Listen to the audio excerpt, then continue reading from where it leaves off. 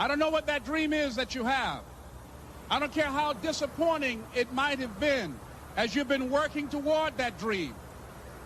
That dream that you're holding in your mind, that it's possible.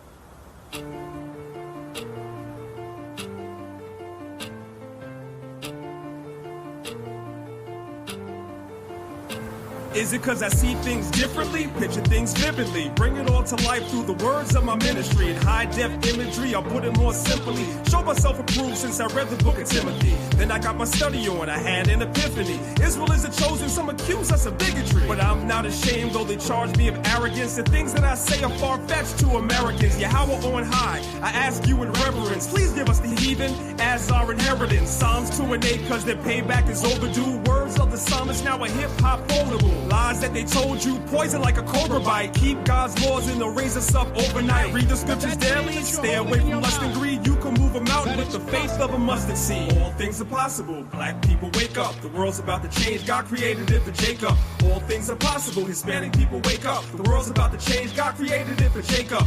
All things are possible, black people wake up. The world's about to change, God created it for Jacob. All things are possible, Hispanic people wake up. The world's about to change.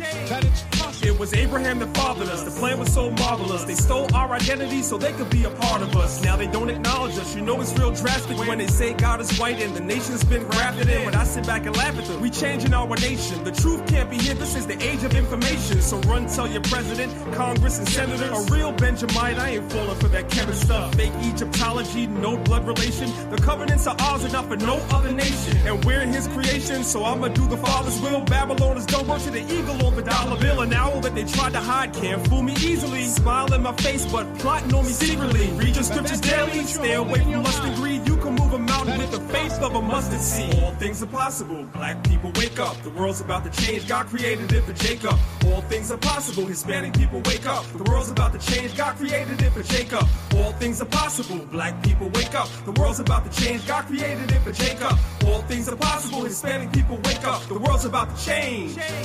They say the government is watching them, fringed up cardigan. I wanna be a part of them saints that go marching in. First we gotta figure out what really ails us. The world turned their back and the church system failed us. Fed us the swine, said we was under grace. Took our identity, gave it to another race. Message to Esau, time's up, you're not a Jew. My people waking up, cause all things are possible. All things are possible, black people wake up. All things are possible, Hispanic people wake up. The world belongs to us, it's a new day for Jacob. All things are possible, black people wake up. All things are possible, Hispanic people wake up. The world's about to change, God created it for Jacob.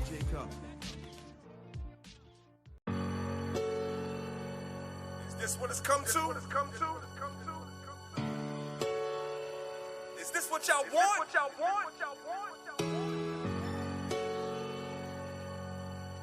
I guess so. I'ma give you what you want. Woke up, chose violence on the wicked man. Mapped it out, changed my mind, I have a different plan. Who's telling the truth? If it isn't Dan, Gucci made before jail, cause I'm a different man. Had a couple of folks that went left on me. Spit on my name and then they stepped on me. Prayed to Yahweh, he blew the breath on me. Better late than never, that's what the chef told me. Seen a few things that I cannot forget. Papoose dropped Remy to get a boxer chick. It can't be all love if it's not respect. Don't gamble with me if I cannot collect. Bet on yourself, go ahead and roll the dice. I don't care for designers, I think they're overpriced. The skinny jeans look is finally dying out. And where they heard I'm coming, I heard them crying out.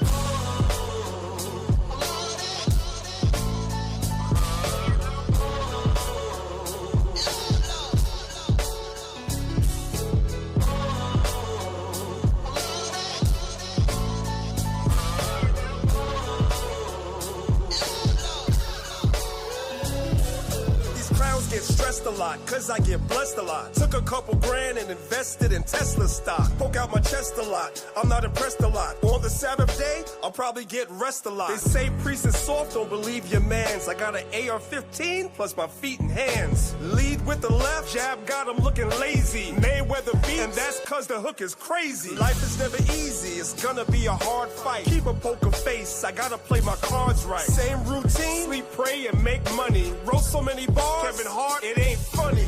Oh Lord, I know the wolves are preying on me.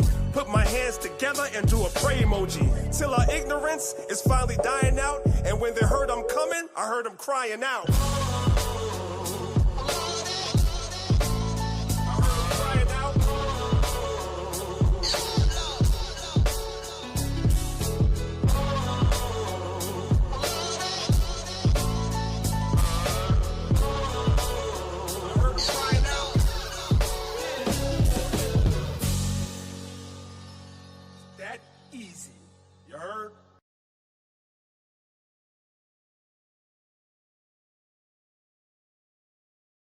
Hayahawa, Hafapalau, the Lord's Prayer.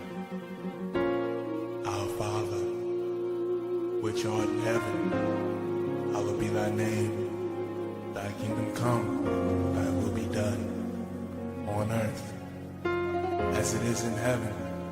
Give us this day our daily bread, and forgive us our debts, as we forgive our debtors.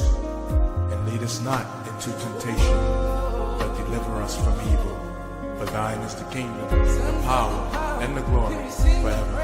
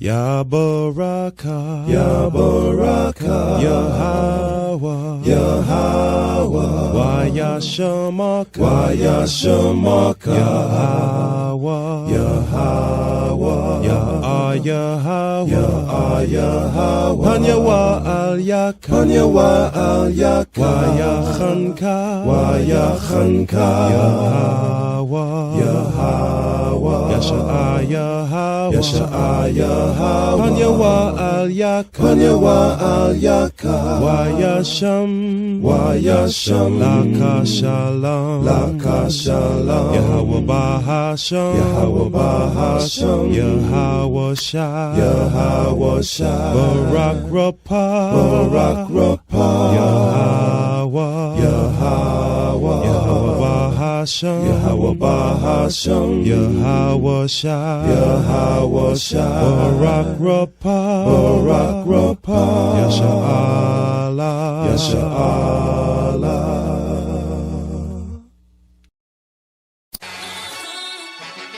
What we reppin', LOY, what we reppin', LOY, what we, let's go! Reppin' for LOY, and I'm giving, what you giving? Yeah. Praise to the Most High, and I'm Israel for life, until the day I die. I got the haters saying, who let the lions what? Who let the lions what? Who let the lions out?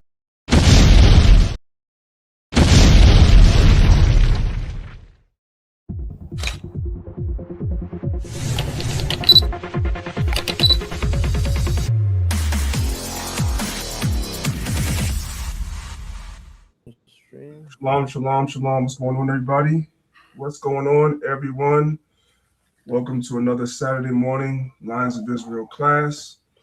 It is your brother, Priest Y'all represent Lines of Israel, Maccabees TV. And I'm joined, as always, by the Elder Zahab. I want to give all praise, honor, and glory to the Most High God, Yahweh. In the name of his son, Yahweh Shai, who the world calls Jesus Christ, I want to say peace and blessings to everybody listening. And I do pray that everybody that's listening is in good health and good spirits on a Saturday morning. I'm trying to stay in as good spirits as I can. I live in the Northeast, It's the middle of May and it's cold outside, which is crazy. So that kind of keeps your spirit from being all the way up the way you want it to be up. You wait for spring all winter only for it to be May and I'm still cold. I still have the heater on right now. Nevertheless, that's my problem, not yours. We do appreciate you, brothers and sisters, being here every week. I want to shout out everybody that's watching us on our YouTube platforms, Lines of Israel Congregation, Lines of Israel Class, as well as Maccabees TV. Make sure you guys subscribe to the channel if you're not already subscribed. Make sure that you guys hit the notification bell so you guys can be informed every time we go live. And shout out to everybody that's over on the Clubhouse app. The link to today's class is at the top of the room, okay? I will tell you guys that I'm playing a lot of videos today. Today's class is very heavy on playing videos. So if you're able to make your way over to YouTube, I think you'd get more out of the class than you would by listening only. But if you are only able to listen, that's fine as well. I pray that the class is edifying to you, all right? So before I get started, as always, I'm going to open the floor for Elder Zahab to say a couple of words, and then we'll get started. Hey, shalom, priest. Shalom to the family. All praise to the Most High, man. Beautiful Shabbat. Yeah, it's a little nippy here in New York, but, you know, it's all good, you know. All praise to the Most High, man. I know the topic which you have prepared, you know, that's a beautiful thing. We need to get into that. Also, I just want to tell the people listening, man, just stay on point, right? Stay abreast with what's going on. If you're the type of person you don't like to watch the news and stay on current events, that's not good, right? You need to stay up to times and stay with what's going. You don't have to watch every single, you know, thing that comes with the news, because, you know, you got something called misinformation, you got disinformation, and so on and so forth. But brothers and sisters, stay in your scriptures and stay on top of what's going on as far as geopolitics, certain local events and certain things, because we need to know what's happening before it's going to happen, right? That way we can prepare. With that being said, go ahead, priest. So for those of you that will be staying around for the entirety of the class, I did intend on touching a little bit on current events that's happening that maybe we're not, you know, maybe some people are not aware that's happening because we're being given stupidity on social media to argue about and divide ourselves over things that really have no relevance to most of us, right? But there's a lot of things going on in the world, both nationally within the U.S. and globally, as Elder Zahab said, geopolitically as well. So I kind of wanted to touch on some of those things briefly at the end of the class when I'm making announcements, okay? So you guys hang around for that. With that being said, I'm going to go ahead and I'm going to share my screen and we're going to get started with today's class. I don't think I have to remove the banner today because the way I put the PowerPoint together, there's not really anything that would cover what I'm showing, but I will remove our logo for now. I'll do that. Oops. Oh, okay, let me get rid of that. Use the see-through one if you want, the PNG one. I'm not going to use that because, yeah, I don't want to impede the top, so we don't need it for now. With that being said, let me go ahead and share my screen and we can get started. Again, you guys on Clubhouse, if you're just coming into the room, today's video is heavily playing videos. Today's class, I should say, is a lot of videos, so you guys might want to transition over to YouTube if you are able. All right. Make sure everything's showing up. Okay. So today's class is going to be part of a two-part series that I have. Part one is dealing with the men, and part two is going to be dealing with the woman. There is a great gender divide. We can thank the CIA for that. And first wave feminism that came in via the CIA, via Gloria Steinem. And it's transformed its way into what's called fourth wave feminism, which is basically a hatred amongst the genders of each other. I'm just gonna get right to the point. It's a hatred of the genders of each other. It's a willful misunderstanding of the genders of each other. And because there's no effort put into understanding each other, all there is there's hatred. And that's what's being spewed online. And that's one of the many things that's distracting us as a people, where we're no longer paying attention to national news, things that affect us as a people. We are no longer thinking geopolitically things around the world that can affect us as well. We're too busy fighting each other on many fronts. Male against female, old against young, right? You have colorism in our community, light skin against dark skin. It's just madness, right? The Bible tells us in Zephaniah 2:1, especially relevant concerning the times that we're in right now. The Bible teaches us that we should gather ourselves together, right? That's what the Bible teaches us we should do. But pursuant to the book of Ezekiel chapter 37, right? Ezekiel, when the Most High asked Ezekiel, can these bones live? The bones being the house of Israel, he said, only thou knows. And he told the Most High, only you know, because from my perspective, looking at Israel, these bones could never live again. And I feel that way when I go on social media and I look at what our people are talking about and what our people are arguing about. All of it is a distraction. Even some of the doctrinal arguments that go on as well. Like everybody has to be right. That's also a distraction. About the same 3 or 4 doctrines for the last 10 years. That's a distraction. And so, yes, I want to talk about geopolitical things, but every now and then we got to come back to the 101s, the basic, the milk, and talk about things that unify us, that bring us together, because unity is strength. When you look at your hand and the fingers come together and ball up into a fist, that makes your hand more potent. A fist is more potent than an open-handed slap when you have all your fingers individually divided. A fist is more potent. So lessons like this, and the lesson I'm going to teach on the women's side, is about making this open hand into a fist, us coming together. And it starts with us understanding each other. So today's lesson is called When a Man Loves, This is What It Looks Like. Let's start off with the book of Deuteronomy chapter 6, and we're going to start from verse number 1. It says, now these are the commandments, the statutes, and the judgments which the Lord your God commanded to teach you, that ye might do them in the land whither ye go to possess it.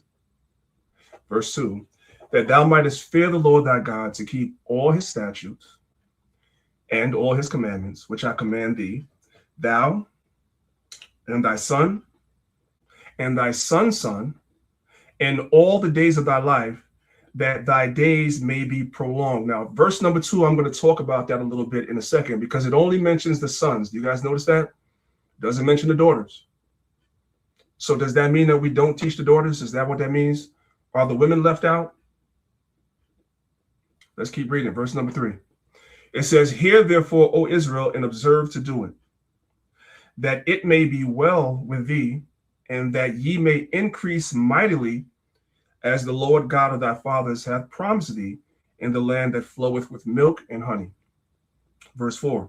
Hear, O Israel, the Lord our God, hear, O Israel, the Lord our God is one Lord. Now I'm going to give you guys a little bit of something esoteric, which means something hidden, right? We're reading Deuteronomy chapter 6, verse 4. 6 plus 4 equals 10, and 10 is really 1. So when the translators were putting the Bible together, they did stuff like this. Verse 4 is purposely put in verse 4 with the Lord being 1, because it's Deuteronomy 6 and 4. 6 and 4 is 10, and 10 is 1. Just a little tidbit, but let's keep going. Verse number 5. And thou shalt love the Lord thy God with all thine heart, and with all thy soul, and with all thy might. And these words which I command thee this day shall be in thine heart. And thou shalt teach them diligently unto thy children. This is where it's all inclusive of the sons and the daughters. And shalt talk of them when thou sittest in thine home, and when thou walkest by the way, and when thou liest down, and when thou risest up. Now, I wanted to teach you guys something, because I was having a conversation with someone this week, and this is someone that's straddling the fence that I work with. They believe in the Bible, but they have their gripes with the Bible, right? They believe the Bible is, as everybody likes to use the word, which I think is an overused word, they believe the Bible is misogynistic, it's anti-woman, right? And they were giving me examples of what they perceive to be why the Bible is anti-woman. And they point to the case of, like I just read you in Deuteronomy 6, verse number 2, right? That it only mentions the sons, right? And also, they believe that, like in books like Proverbs, it's always talking about the man or he that, right? In the case of Christ, he speaks about he that believeth on me. As the scripture said, out of his belly shall flow rivers of living water. So her argument was it's always just talking about the man, the woman are never included. So I had to explain to her that the Bible operates on is a literary device, right? The Bible utilizes literary devices. You must be aware of them. If you're not aware that the Bible uses literary devices, that might be a stumbling block from you to deal with it, because you might think like her. So I explained to her that because you only speak English, that's the reason why you think like that. So as you guys can see, I did a Google search just so I took the first thing I saw just so I could teach this to those that don't know. There's a literary device called generic masculine. A generic masculine. The Bible operates, especially in the books of poetry like Sirach, like Proverbs, like Ecclesiastes, etc. The Bible, but really even passages like I said, like when Christ said, "He that believeth on me," as the scripture have said, so forth and so on. Psalms chapter 1, blessed is the man that walketh not in the counsel of the ungodly, nor standeth in the way of sinners. These are generic masculines. What is that? The Bible frequently uses generic masculine, meaning masculine nouns and pronouns that refer to humanity in general. That's the way the English language worked in the 16 and 1700s. That's why it was translated that way. It was understood by them that even though you see he, it's talking about him and her, both. Does everybody understand that? Reflecting ancient Hebrew and Greek linguistic norms where masculine was the default gender, where terms like sons or men were historically understood to include women. It was historically understood to include women. That's the literary device that the Bible uses. So it's talking about men and women. The women are not excluded. This is just the way the language works, right? You have some other languages, like, for instance, Spanish, right? And Italian. Those languages are feminine. They're mainly feminine. English is more masculine. Get it? That's just the way languages work. So when you speak more than one language, you know these things. If you don't speak more than one language, you don't know these things. And then you create a stumbling block in your mind from dealing with the Bible because you think you're left out because it says man and it's talking about mankind. Everybody got it? I want that to be clear. Hey, Salaki, if I could, please, even in the beginning, when you read Genesis chapter 1, verse 27, right, it tells you that. It says, so the Most High created man in his own image. In the image of the Most High created he, him, male and female. Right. So when it says man, it's talking about man and woman, but like the priest said, what's the term? General masculine? Generic masculine. Generic masculine, right. So, you know, people shouldn't get put off when you read in the Bible and talks about man. When you see the word man, it's really talking about man and woman. But for, you know, certain context, it just says man, but man is implied that it's man and woman. Even in certain cultures, like Benjamin, right? In Jamaican culture, sometimes they will call a woman him, like watch him or see him or do this, but it's really a woman. But it's like we understand that, you know what I mean, based on cultural you know, norms and upbringings and whatnot. But it shouldn't be, you know, our people, you know, I understand they might take it the wrong way and be like, oh, you're only talking about the man. No. When it says man, it's really talking about man and woman. So you could go harken back to Genesis 1:27 and it breaks that down. Slacking. And also, I believe, and I'm winging it, y'all can correct me if I'm wrong, y'all can put it in the chat. I believe Genesis chapter 5, where it says God created man and woman and called them Adam. So from the very beginning of the Bible, it's telling you that when it speaks about man, him, whatever he, it's not just talking about man. Women are included. You are included. All right. Just wanted to say that because that was something I was talking to somebody earlier. And she accepted it when I said it. Now, will she start believing in the Bible? I don't know, but she understood it. And she said this is something she has to look further into. There's also another term called androcentrism. Androcentrism. Now, I know I'm giving y'all early Saturday morning. Y'all just wiping the coal out of your eyes. And I'm already giving you guys vocabulary, but this is useful. One day you're going to need this. Androcentrism is the practice conscious or otherwise, of placing a masculine point of view at the center of one's worldview, culture, and history, thereby culturally marginalizing women. The related adjective is androcentric. The opposite of androcentric is gynocentric. So we don't deal with this, right? We don't deal with this at all.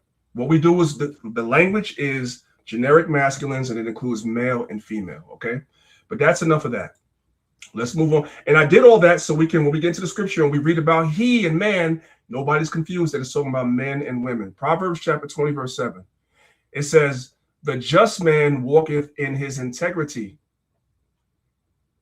and his children are blessed after him. So in order for you as a man or a woman, but today we're dealing with the men, so I'm going to take the word man literal in this verse. Even though it's talking about men and women, I'm going to apply it to the man in this case because we're talking about the men today. As a man, you are a living example. I don't give a daggone how many Bible verses you know, how well you can teach. People don't judge you based on that. You're not measured based on that. People measure you based on how you live your life, how you carry yourself, the way that you speak, what you do, and people mimic that. Whether it be your physical children, whether it be other children within your vicinity, whether it be younger men that are younger than you, if you're a little bit older, so forth and so on. The just man walketh in his integrity. So as a man, you must display integrity. His children are blessed after him because they will also have integrity based on the example that he sets, number one, with his actions, and also the demands that he places upon those that are around him, that they must also walk in integrity as well. Then those children will be blessed. And this is one of the ways that a man loves. A man demands integrity from those around him. And if you do not have integrity, a man will not have you, and a man with integrity will not have you around, even if it's his own children.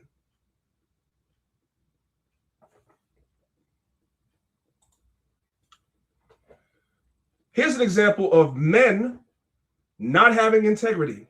The caption of the video says, this is how YNs are created. And it's true. As a man, the parents entrust you with their children for you to teach them to play football. Now I'll put a caption here. Coaching should be on and off the field. Coaching is not just the X's and O's on the football field or the basketball court or the baseball field. No. I would venture to say more coaching is required off the field. Now remember the scripture we just read. A man with integrity, his children after him will be blessed. But if you are a man with no integrity, right, then the children that come after you, whether they be your physical children, or in this case, the children that were entrusted to you to teach, they're going to be just like you. If you a gremlin, if you a Negro, they're going to be the same way. So this is how YNs are created. So we're going to go ahead and we're going to watch this video and we're going to see what we see. I'm going to turn the volume all the way up.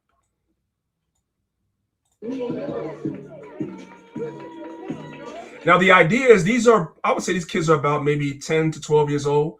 And I want you guys to listen to the lyrics of the song that these dudes is playing for these children. Let's go.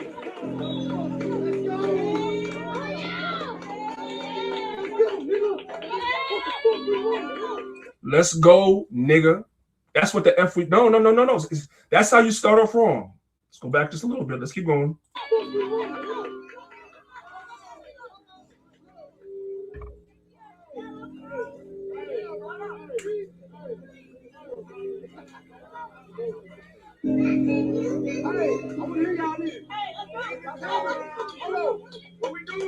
The kids didn't pick the song.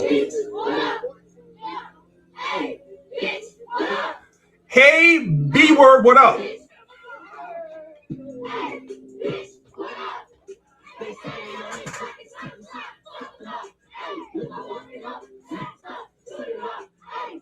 How many of y'all think those boys are going to grow up to respect women?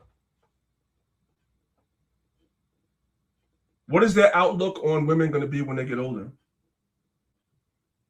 If the older men pick the song, because the kids didn't pick the song, And the older men are sitting there singing the song with them and encouraging them to sing. He said, I want to hear everybody. I want to hear everybody say, A, B, what's up? These are the young men that, those y'all that have daughters, these are the young men that they're going to have to pick from.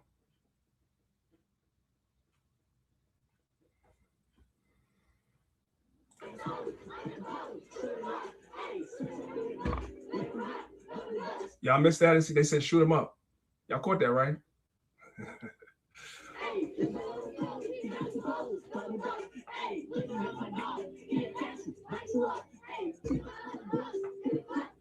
Hey, bro, come on now, dog. Come on, man. You see, it's different when you see like YNs. And see, we can't. Here's what we do. We know Esau is the devil, right? We love that. We love to say Esau is the devil. And we did many videos about how Esau is using rap music to destroy our people, so forth. We know all that. But guess what? There is a level of accountability on our end too. We don't have to consume that. And we sure as heck should not be allowing our children to consume that. So as men, that was a failure. You can't blame Esau for that. That was a failure of leadership on the part of those men. Doing some crazy stuff like this. Like, you know, because they're young, you know, their brain's not fully developed yet, so they're just dumb. You're young and dumb, okay? We've all been young and dumb before. So it makes sense. The brain's not fully developed yet. But when you see the adults, you know, sharing this kind of nonsense on, I mean, they actually think, the adults over there, they actually think this nonsense is cute. That's the problem. It's not cute. This is why a lot of people have come to the conclusion that the Black community is screwed. It's screwed. Only a divine intervention can change things. That's a fact. That's a fact, and that's what we push. That's what it's going to take. Even Ezekiel said that. He couldn't see it.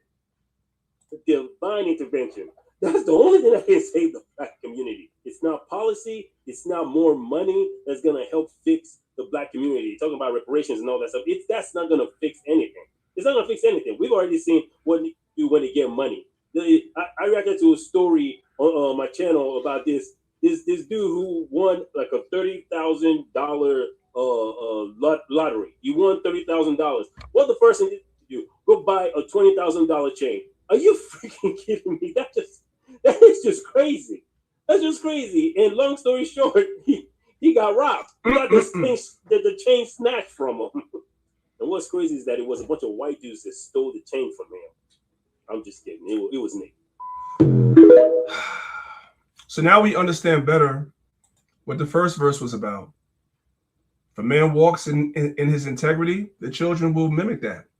And men that don't walk in integrity raise YNs. That's what they do. All right. Let's go to the book of Sirach, chapter 30. Let's start from verse number 1. It says, he that loveth his son causeth him oft to feel the rod. And we're going to talk about that, but not yet. That he may have joy of him in the end. So you cause him to feel the rod so that in the end, the child doesn't do something crazy and grows up to be a productive member of society and has integrity and morals, and you could be proud of him. But in order for that to happen, as a young person, you got to bend that tree. As the Caribbean people say, you bend the tree when it's young. Verse 2. He that chastiseth his son shall have joy in him, and shall rejoice of him among his acquaintance. He that teacheth his son grieveth the enemy. That's what the other nations don't want. They don't want us to teach our sons. They don't want us to teach our sons. They want our sons to be YNs. That's big business for them on many, many levels. And before his friends, he shall rejoice of him. Verse 4, though his father die, yet he is as though he were not dead, for he hath left one behind him that is like unto himself. And I always, when I read the scripture, think about David and Solomon. And when David was on his deathbed, how he charged Solomon to get revenge on all his enemies and taught him how to rule. That's what he did.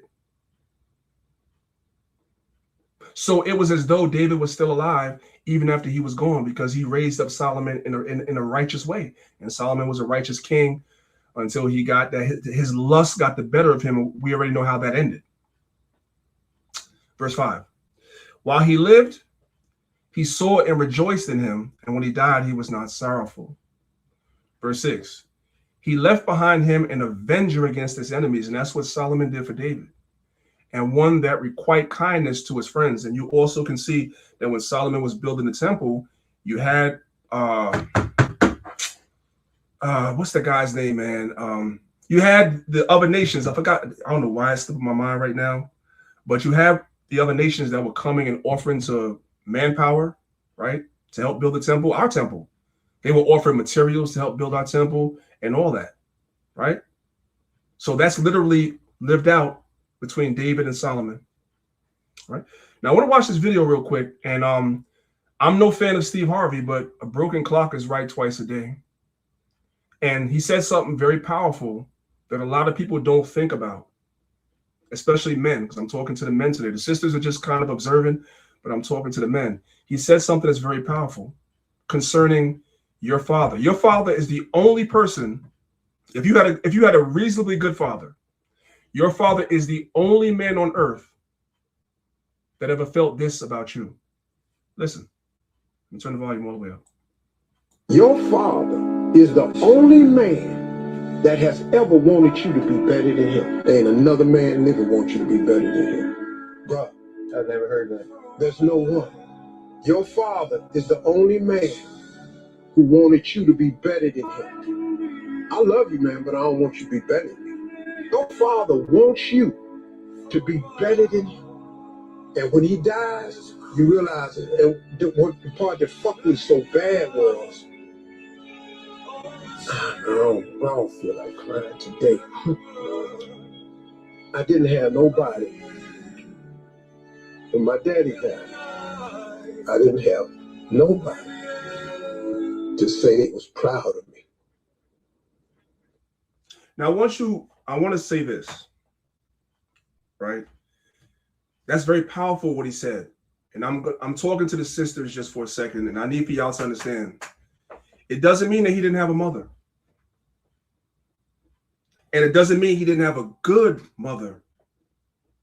And it doesn't mean his mother didn't do everything that she could possibly do within her power for him. But I want you sisters to understand, you have a role, a great purpose that the man can't replace. But the world doesn't tell a lot of our women, I'm not talking about the sisters in the truth, the world doesn't tell a lot of women that the father's role in children's life is irreplaceable. It's irreplaceable. I'm sure his mother told him she was proud of him 100 times, maybe 1,000 times. But he still felt a way that his father wasn't there to tell him the same. This resonated with me, and I'm going to tell y'all something personal. This resonated with me because that's my story, right? My father died when I was 12 years old, right? My mother was there, and she did everything she could do, right? But I played sports. In my early teen years, I played baseball. In my early teen years, I was played Little League, and the next league up after I played baseball. And I remember when I was younger, my father would come into my games, and then he passed when I was 12. And I would go to the games, and all the rest of the guys, their father was there. My father wasn't there. And I felt that. My mother was there, but my father wasn't there, and I felt that. And as a man, you know, women are emotional. So you can never, even as a boy, you notice about your mother. You protect your mother. Man, his instincts as a protector. It's not just physical, like get into a fight protection. No, I had to protect her emotions. I knew that as a boy. Your sons know that about you as a boy. I could never show her that her presence alone wasn't enough. So I had to fake it. But inside, I was dying inside because everybody else's father was there. I didn't have a father there at my games. And I'm telling y'all, for those of y'all that have sons and daughters, you have children, your children feel the absence of their father, whether they tell you or not. If they don't tell you, it's because they're protecting you. That's it.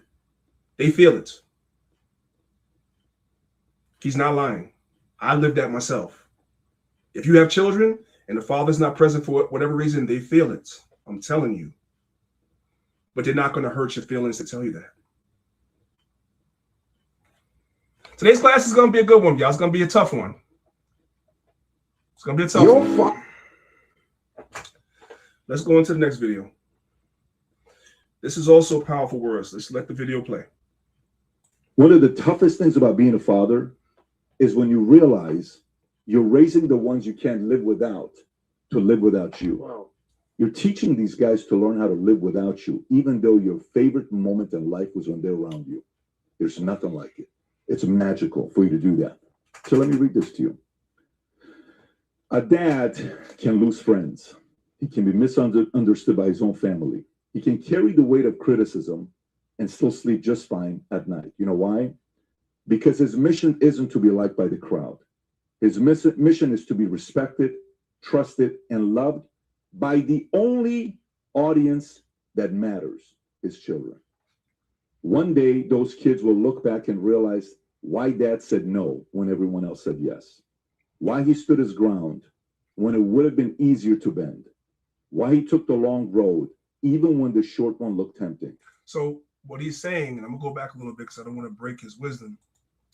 What he's saying is one of the way a man loves is by saying no. It don't sound like love. It don't feel like love to the person that's being told no. It don't feel like love to the person that's being disciplined. It don't feel that way. But that's love. It's preparing you for life that you don't even know about yet. You don't appreciate yet. You don't fully grasp yet. But he knows he's the protector. So he's protecting you from yourself, from you going out into the world and not being prepared for the world. So I'm going to have to tell you no sometimes. I'm going to have to discipline you sometimes. That is love. May not feel like it on the receiving end, but that's love. To be respected, trusted, and loved by the only audience that matters, his children. One day, those kids will look back and realize why dad said no when everyone else said yes. Why he stood his ground when it would have been easier to bend. Why he took the long road, even when the short one looked tempting. A father doesn't measure success by applause. He measures it by the way his children see him when the world is quiet, and by whether they know without a shadow of doubt, that's my dad, and I'm proud he's mine. There's nothing like that, folks. So I'm just going to let that marinate in your spirit, and we're going to move on to the next one. What are the... Parenting requires wisdom. Now, I want to say this to the men, right? Everybody parents different. There's no manual. I can't look at your parenting style unless you're just a pushover. Then I can. But I can't look at your parenting style and say you're doing it wrong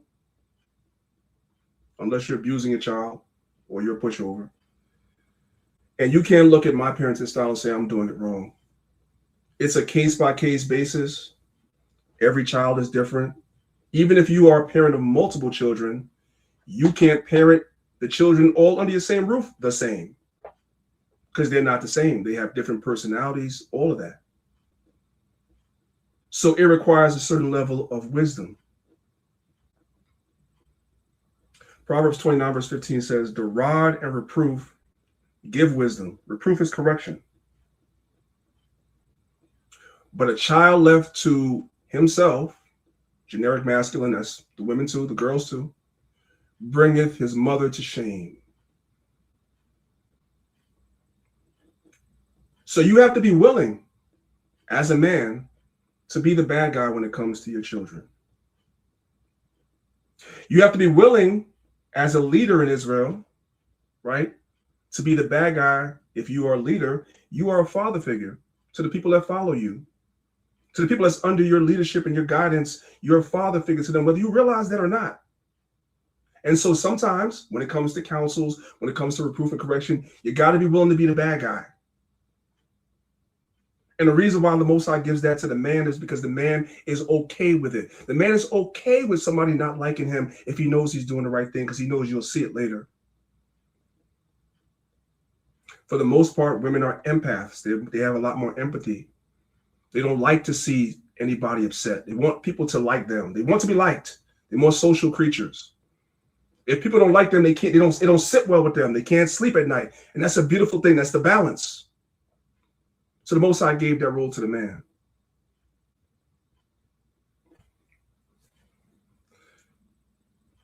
Let's watch this video real quick. Our strong fathers undermined it. Listen to this. Children don't need peers. They need stewards. Fathers are often undermined, not out of malice, but because our role is different. A father's job is to teach standards, discipline, accountability, responsibility that the world respects, not just what feels good at home. So oftentimes, he's going to be the villain. And here's another truth parents don't really like hearing. Stop telling me your child doesn't lie. Your children will lie like a rug about the other to get what they want. And when that lie confirms what one parent already feels about the other, too often that parent doesn't stop and say, nope, you're not going to play me. Instead, they fall into the trap. Not played by the other parent, but actually played by the child. That's why parenting requires wisdom and not emotion to drive decisions. Because here's the part we have to accept. The world does not care about your kid. Only you do. The world doesn't care where they came from. It only cares about who they are and when they arrive, what they can do. So if you're co-parenting, put the weapons down, folks. Stop using the child as leverage. Stop turning them into decision makers. Children don't need peers. They need stewards. Stewards who agree, stewards who communicate, stewards who are willing to be uncomfortable today so that their child can survive and thrive tomorrow in sports, in life. Get on the same page, folks. Right. And that's very important because unfortunately, our community is broken and there's a lot of co-parenting that goes on in our community, right? And the father needs to be the disciplinarian, the villain if he has to be. Your sisters don't have to be that. You need to have a relationship with the father and allow him to play his role as the villain if he has to be that. Right? And if you don't have a father in the household, I'm going to show you some other methods that we can use as well. Let's go to the next slide. Our strong. She gets it. She gets it. She understands. Listen to the video. I used to think my parents was holding me back until I realized, you know something? They've lived this life before. They've been my age before. So they might just be on to something. You get what I'm saying? When you're young, when I was a little bit younger, and this is plaguing a lot of young folks, for some reason we think we know more than we know. You really don't be knowing what you're talking about. Even if you don't listen to your parents, you need to just consider what they're saying. Your mama tell you not to do something, your daddy tell you not to do something. Before you totally rebel against that, just think about it. They probably not even giving you the worst advice. You get what I'm saying? Your parents don't want to see you fail. They don't want to see you go down the same road they went down. Sometimes they might be a little overprotective. They might be a little overbearing. They might even just be projecting a little bit in certain instances. But you got to learn how to look at your parents and say, you know something? You got my best interest. And I feel like you got my best interest because you're my mama, because you're my dad. Even if you don't listen to them, don't get yourself in a situation where you're not honoring them, where you're not respecting them, because that rebellious spirit is going to pull you so far out of alignment that it ain't even funny. You go look up one day and you're not even going to be able to understand, how did you get here? You got here because you're not listening to your mother and your father. You got here because you judging your mom and your daddy so bad that you're not even looking at the fact that they giving you advice so you won't be in a position that they in. And it's always at this age when people get into their 20s or whatever, especially when people start having children of their own, that's when the appreciation of the parent comes in. It's usually not until adulthood, and usually not until the child has a child of their own, they circle back and they look and they be like, that's what Pops was talking about. That's what Mom was talking about, right? You know? And hopefully you'll be blessed for them to be alive, for you to go back to them and be like, you know what? I'm sorry for everything I did. Sorry for all the times I didn't listen to you. Because you realize that what Dad was doing, and when he was being strict, and when he was saying no, when he was being what you deemed as overprotective, it was for a reason, and he was right. And that was his way of telling you he loved you. You was looking just for the words, I love you. You was looking just for him to come and hug you and rub your back and always tell you what you wanted to hear. That's not love. That's not love. Not really, not by itself alone, if that's all he's doing. No. Let's move on. What's the 5-to-1 ratio? I learned about this a long time ago. It applies to many aspects in life, but we're going to talk about healthy relationships. But this applies even outside of human relationships. It applies to a lot of things. I learned about this when I first got into management on jobs, when I first became a supervisor on a job where I had to critique people that worked in positions that were lower than mine. I learned about the 5-to-1 ratio. In order for anyone, we're talking about relationships today, that could be in a relationship between a man and a woman. It could be in a relationship between parents to children. It could be in relationships in a congregation in Israel. It could be in a relationship between leadership and somebody that they're shepherding or leading. This applies everywhere in life. In order for anyone to accept your correction, you need to be telling them more positive things about them at least 83, 84% of the time.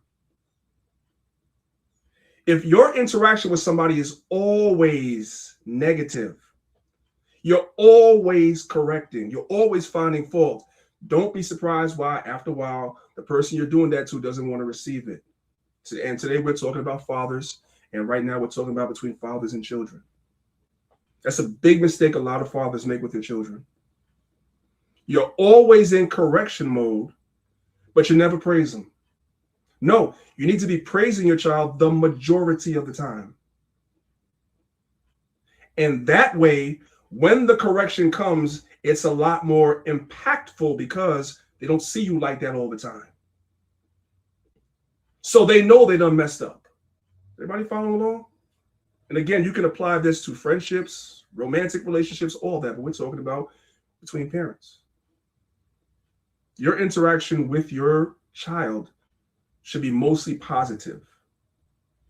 Praise them for the good things that they do, encourage and reinforce their good habits, their good traits, so forth and so on, so that when the time comes for the correction, they understand that that's not always how it is with you, and they'll receive it a little bit better. Hopefully everybody's following along and understands. Apply this to every relationship you have, though, and you'll get better results.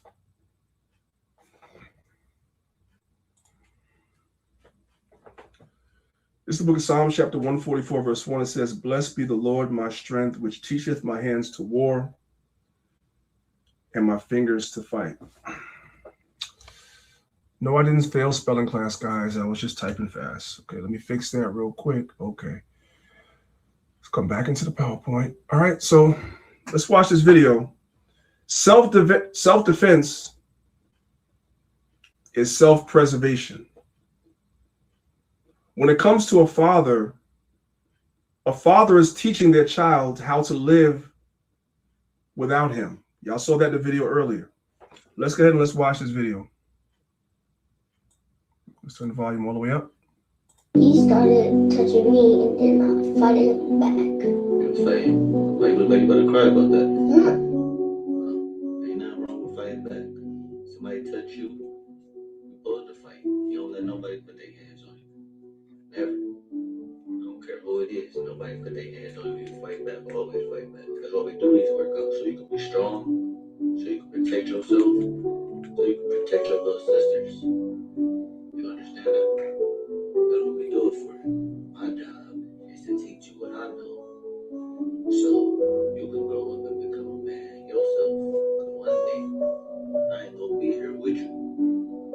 It's gonna be just you. So you're gonna have to lock in. And you're gonna have to keep up with your workouts. Dad ain't gonna be able to say, "Come on, BJ, let's go get these workouts." Not all the time. Sometimes you gotta do it for you. So that's why I've been trying to teach you this since you was a little baby. So you can learn how to get your own superpowers. So I'm trying to tell you, superpowers real, bro. That's how we live so much weight, so strong. You can work on these superpowers. That's what love looks like for a man. It's not grabbing him and hugging him and rubbing his back and telling him, no, I'm teaching you something. I'm teaching you how to live and survive without me. Because I'm not going to always be here. And I can relate to that because I lost my father at 12. Wasn't always there, right? So you don't know. The Bible teaches us that tomorrow's not promised. So a good man, the way he shows love is preparing his children, his family to protect themselves if something happens. He's teaching young man, listen, if something happens to me, you protect your mother, you protect your sisters. So I'm raising you from young to do that's love. That's what love from a man looks like. Let's go to the next one. Now, in this particular situation, this young man doesn't have a father, right? So his mother put him in boxing, which is good. Why did she put him there? Because he was getting bullied, right? So now this coach takes on the role of a father figure. And this coach is loving on this young man, but it's not the love that people think. They think this is bad. Masculinity is bad. It's not. Men live a different existence than women. Now, I don't think a lot of women really understand that. I'm going to give you guys this video first, and I'm going to tell you guys a story. Let's watch the video for a second. Why did you sign up for this class? Not get pressed by other people. You got a problem with getting pressed by other people? Yeah, they always try like. You want me to tell you why you get pressed by other people? As a former oppressor myself, because you show weakness all the time. No matter what you're doing, if you're uncomfortable, you show it. This is hard. That's weakness. People can sense that, whether you realize it or not, and it makes you a target. Should it make you a target? Absolutely not. But nevertheless, it does. You showing that you're uncomfortable energizes your opponent. Just like you show weakness, energizes bully. In my school, they're like, want to be gangsters. They want to be gangsters. I'm going to turn you into one, though. It's a mindset. They think they're gangsters. They're not fucking gangsters. I'm going to turn you into a gangster, though. And rule number one, this is your first lesson for the day. You don't show no goddamn weakness. I don't care if it hurt. So go over there and stop showing weakness. Y'all think that that's how love looks? That's how love looks from a man. I'm looking at you and I'm seeing you're a mark. And the wolves are going to feast on you. The worst thing I could do for you is rub your back. No. That's the worst thing as a man, as a young man, I could do for you. If I love you, the best thing I'm going to do for you is prepare you. And number one, you got to change your mindset. You got to steal your mindset. Can't show weakness. In this world, we're taught that, yes, we should encourage boys to be more emotional and show their emotions. To a degree, yes, because men have emotions like women have emotions. So to a degree, yes. A boy should be allowed to show his emotions and his feelings at times. But what I'm trying to tell sisters, mainly because men understand this, is that it's very dangerous for a man to do that most of the time. Because the wolves are always watching. And they're sizing you up. It's just the existence of a man. You live in a completely different existence. For young girls, a lot of times they're bullied in school by other young girls. So they have their own existence, their own problems, their own things that we're going to talk about when we get to the women's class. You have your own existence that a man will never understand. You have your challenges that a man will never understand. And I'm here to tell you that as men, young boys growing into teenagers, growing into men, there are challenges that as women you'll never understand. Never. The threat of violence from another man is ever present as a man, especially as a young man, especially when you're in school. The threat of violence is ever present. You're always being sized up. And at any time, somebody might come and lay hands on you just because. If they sense you're weak, they're going to come and prey on you just because. They're going to come into school and run your pockets. Take your lunch, take your lunch money, all that. That's the existence of a man. And men know that. And so you have to prepare your sons or any boy that's in your trust, that's in your vicinity. You have to prepare them for that. You don't coddle them. You prepare them for that. That's love. The worst thing you could do is to just coddle your boy and make it seem like, because you're not there at school. 24 hours. You're not there when he gets on the school bus. You're not. And y'all hear how passionate I'm talking about this because I live this. I live this. I went through this. I had fights on the school bus when I was young. I don't talk about it all the time. I got jumped twice when I was in school, twice, for being in the wrong place at the wrong time just because I'm a man, just because I was a boy, I was a teenager, and went into a neighborhood in my city where I lived at that I guess they was like, what you doing over here? Next thing I know is 3 or 4 dudes swinging at me at the same time. Just because. Twice. Those are not the only fights I had, but I'm talking about those particularly twice. That's the existence of a man. You do your child a disservice by acting like that doesn't exist.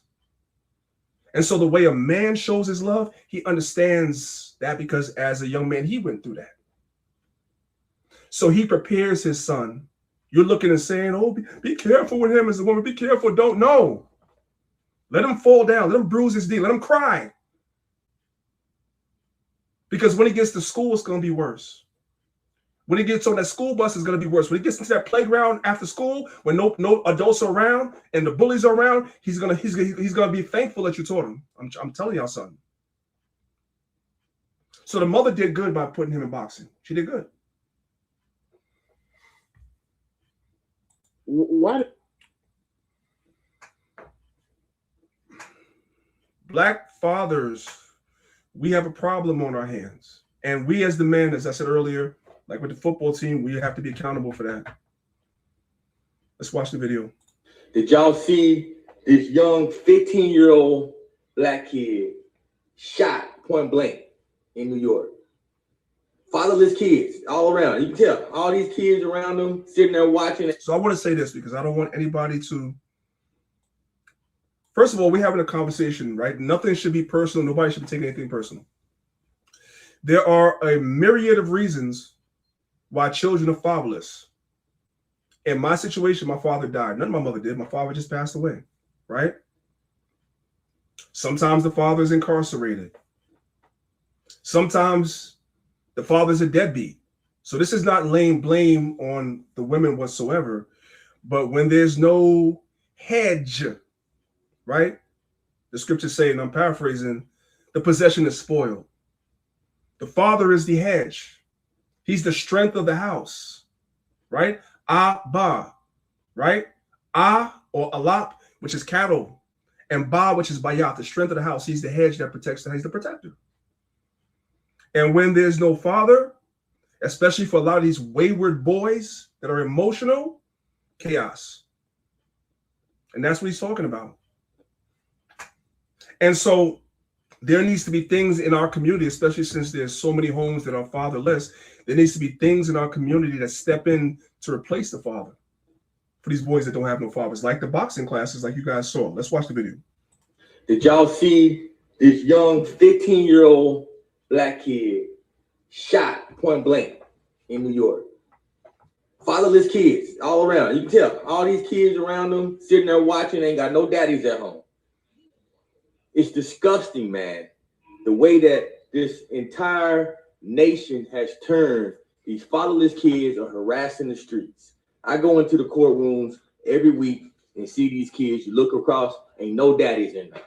1 out of 20 may have a daddy in the courtroom, where these kids are the ones out violating our communities in our neighborhood, and almost all of them are black. But then we want to talk about all these social justice issues and these issues and that issues. The issue is we ain't got black daddies in the house. And this is a problem that we need to try to fix as black men. We're taking responsibility. We have to be accountable. We're not blaming the women for this. We have to be accountable for this as men, right? And also we have to be willing to mentor children that don't have a father that was out of their control. Something happened to the father. On the women's side, you have to be willing to have a man in your life. And the Bible says, be a father to the fatherless and not a husband to the mother. So you brothers, if there's a sister that comes along and has children and she asks you or you act as a mentor to the children, doesn't mean that you're supposed to sleep with the woman. It doesn't mean you're supposed to sleep with the woman. That's not the point. That's not the idea. The idea is you're supposed to be doing it because it's our responsibility as men. That's the idea. We are letting our own communities and our country down. We're disgrace to the world. Disgrace to the world. 70% of our kids ain't got no mom and daddy together in the house with them raising them. And we don't think that's a problem? It's biblical. The last verse of the Old Testament. He shall turn the hearts of the fathers to the children and the hearts of the children to the fathers, lest I come and smite the earth with a curse. The curse that we're seeing right now is that curse, the fatherlessness curse. When you have people having babies and they don't take care of their kids and their kids go out there and harass the streets, it's a problem. You turn on a video, you see these kids walking around slapping old people, disrespecting old people. Look how they talk. I bring these young kids into our center. Every other word come out their mouth is a cuss word. Every other word. 11, 12, 13, 14 years old. They can care less if they're around an adult or anybody else. Man, we got real problems on our hands. It's getting worse and worse because we're getting woker and more woke and more woke and more woke. We want to be victims. You ain't a victim. If you live in the United States of America, you are not a victim. I'm sorry to break the news to you. It's the greatest country on earth. All right, now he's going off. So we're going to stop him right there. He was doing good. Now he's going the hell off. But you guys get the idea. For the majority of the video, he was correct. We know what Esau did. We know the systems that he has in place, but we still have to take accountability for what's going on in our community because Esau is not going to change it. You can't expect the oppressor, the enemy, to change it. The change has to come from us. Let's move on. Then I see people popping into the room on Clubhouse. The link is at the top of the room to come over to YouTube so you guys can see these videos. Okay. Let's talk about this. And again, everybody's not going to agree with this. So you have your own opinion on it. You guys can argue about it in the comment section. It's all good. Healthy debate is good, right, amongst each other. I approve this message. I approve this message. This fellow over here put his hands on his mother. He don't look more than about maybe 7 or 8 years old to me. But he put hands on his mother, right? So there's this thing that we have called CPS, right? The Bible speaks about not sparing the rod, so forth and so on. We know. But that's a slippery slope. You know, your child go to school and said that you hit them, you know, with the belt or whatever like that. Your children could be removed from your home, right? So it's up to each individual as to how you guys are going to discipline your children, right? But there are creative ways to do it. So this young fella right here decided he wanted to put hands on his mother, right? Let's read Proverbs 23, verses 13 through 14. It says, withhold not correction from the child. So correction is not always beating them. I'm not saying don't.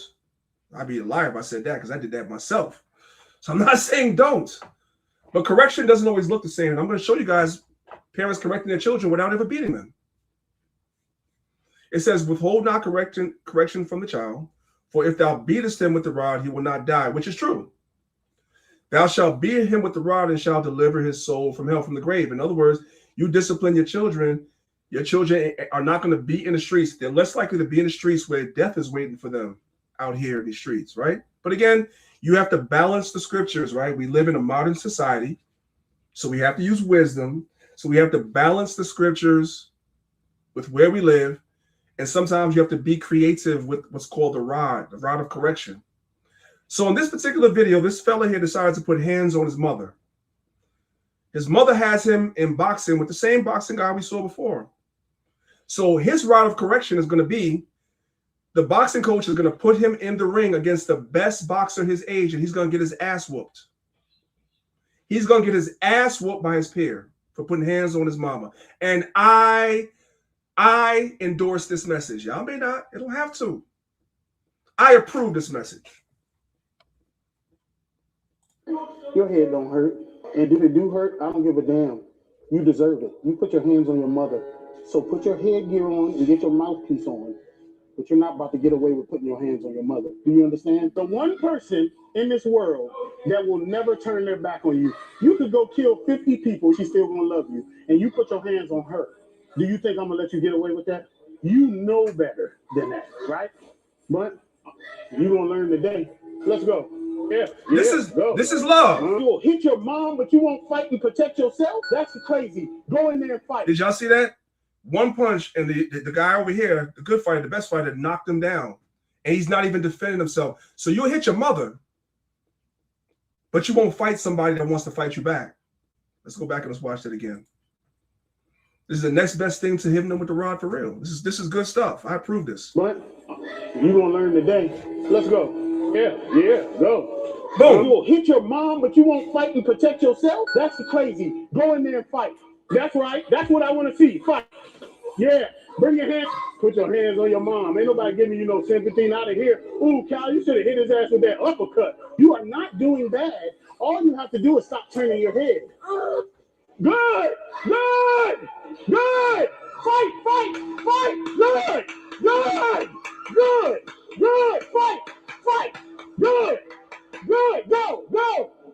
Good. Go. Don't turn around. Good. Fight him. Time. Get out, Kyle. And I know some of y'all that was tough. Not my baby. That's the problem. That's why your children are a terror. That was good stuff. And that's how men show love. He loved that little boy, and he saved that little boy from himself. You don't have to agree. I'm just telling y'all. Y'all could put y'all disagreement in the chat. I'm telling y'all what I feel, what I see. We're going to go back to Sirach chapter 30. We're going to pick it up from verse number 8. A horse not broken becometh headstrong. So you have to break your children young. Here's more creative discipline for children that are out of order. You don't always have to beat them with the belt. Not always. A horse not broken becometh headstrong, and a child left to himself will be willful. They're going to do what they want to do. They don't listen to nobody. Cocker, meaning coddle. Cocker thy child, and he shall make thee afraid. It's talking about boys and girls. Play with him, and he will bring thee to heaviness. Discipline your children. It don't always have to be whooping them. I'm not saying you can't. I'm not saying don't, because I sure did. But that's not all. If you do that all the time, after a while, children become immune to that too. I hope y'all know that. If you do that all the time, if that's always your recourse, children become immune to that after a while. So you might want to, hey, as you watch the video, you might want to switch it up. You'll give y'all ideas. Anyway, I'm not giving you ideas. The videos I'm playing are giving you guys ideas. Check it out. You straightening up your legs? I don't want your legs straight. Bend your legs. Back your feet up, son. Back your feet up, son. Yeah. Bend them knees. See how your sister's knees are? Yeah. I want you just like that. Pick them arms out, little girl. You make me repeat myself. When I tell you to do something, you do it the first time. I'm not with that second time stuff. You understand me? I say things out my mouth one time to you. If I say go get something, you go get it immediately. Not no ands, no ifs, no but. Daddy, I don't care what you're doing. You drop it and you go do exactly what your dad's telling you to do. That goes for you too, little boy. You understand me? Okay. So now every time y'all act up or we have some type of problem, you don't do your homework, you getting back, you getting stuff back from the school from your teachers, y'all gonna come home and y'all are going to get disciplined in this gym. 100% every time. And y'all gonna run hills and y'all gonna run that hill down and back 10 times. I promise you that. The same way y'all did tonight. You understand me? You standing up? You better squat your little butt down, boy. Sit down some more.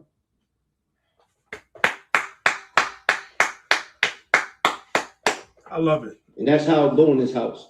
I'm not here to play. Okay. You understand me? Mm-hmm. What, I don't understand talk. Okay. It's just what? Yes, sir. You get that, little girl? Yes, sir.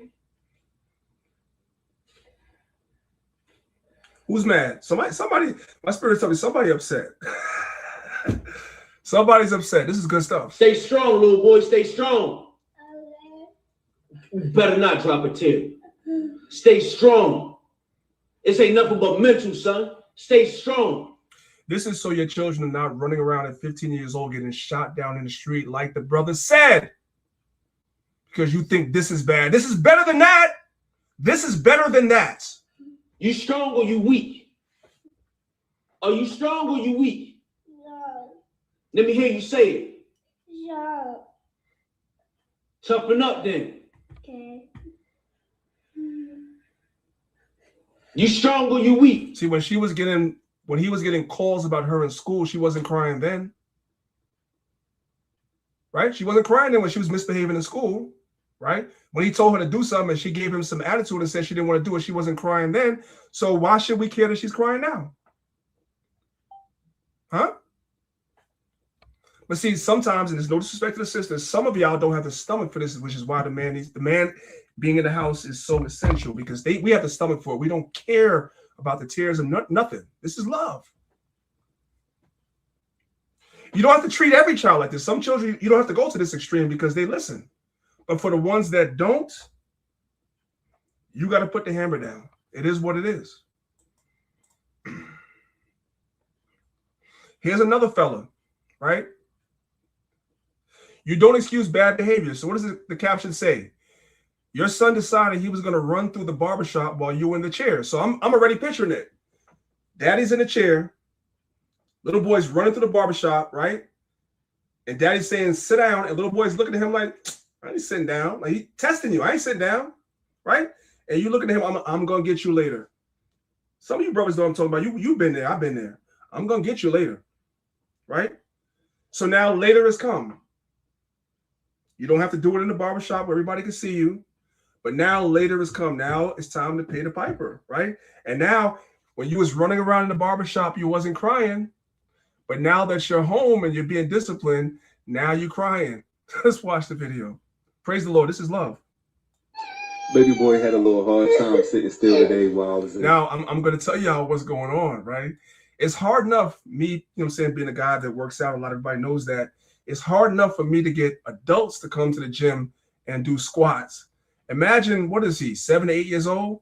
If adults don't want to do squats, surely an 8-year-old doesn't like doing squats. So daddy got him doing squats, yeah, right?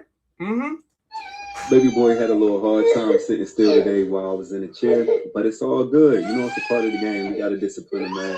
But I just want to show y'all how discipline looks in my household. It's not always resort to hitting. That is the last resort I try to go to. I'm not judging anybody that do. I'm not saying I don't, but just make sure they understand why and you reassure them with love. Come.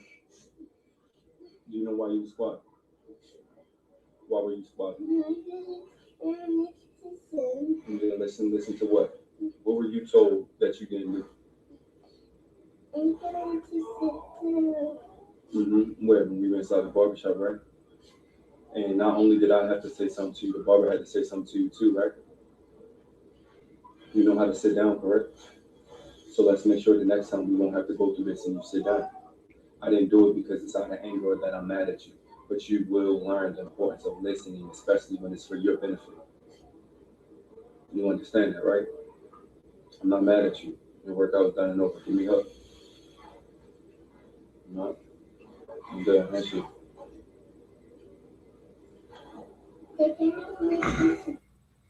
It's either you teach your children to listen and respect authority, or Esau will do it in the streets, the police, the prison warden.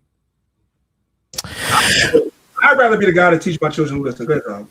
Nah, that part, what he did right there, I think is more important than the discipline, because just yesterday I had to do that to my son, at least the 4-year-old, right? I told him not to do something. He kept doing it over and over, and I gave him that look. So then, you know, I had to discipline him. And then, you know, mom is, oh, baby, and run to, no. So I called him. I said, come here. You know why I did that. And you should explain to them why you did what you did. So it's not, they understand, oh, that is not just being a bully. That is not just doing certain things. He's doing it because you know why I did that, right? And he said the same thing. Yes, because I was misbehaving. So I think you illustrating and explaining to them why you did it is even more important than discipline, because they understand, oh, okay, when I do that, this is what's going to happen. That's why dad does that. And it's very important. 100%.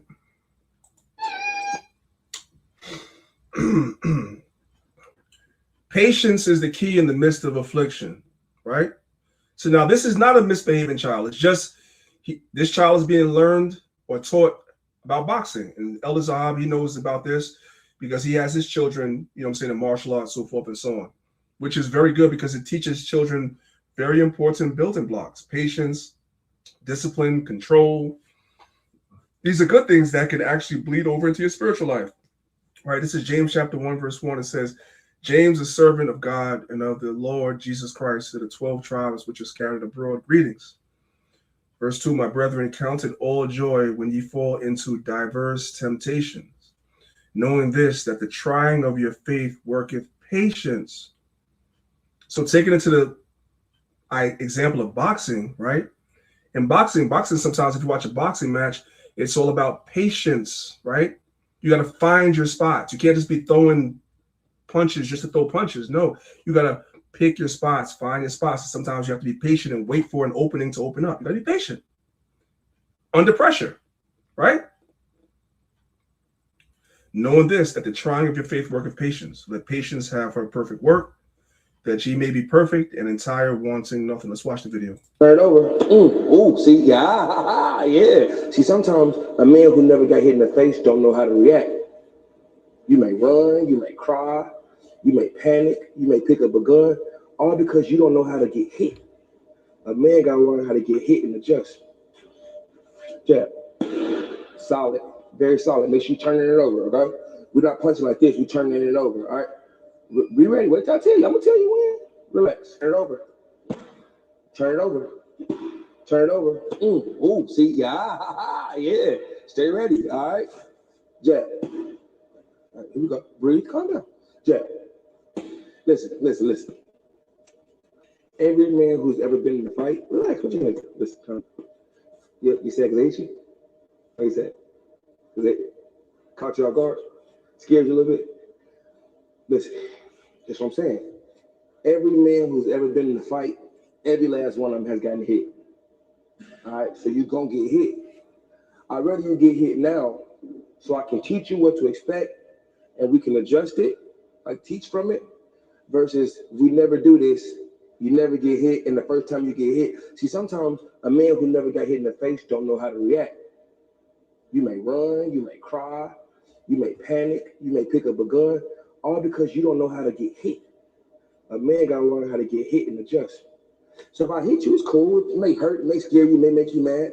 Stay calm, and we get back to the work. Everybody got hit. Hit me. I didn't get hit a lot, but I didn't hit people a lot too. So you got to learn how to hit and get hit at the same time. Just be ready. All right, hands up. Feet right. Don't lean forward. Sit back, relax, protect, jab. Good. Yeah. Good. Don't lean forward, relax, jab.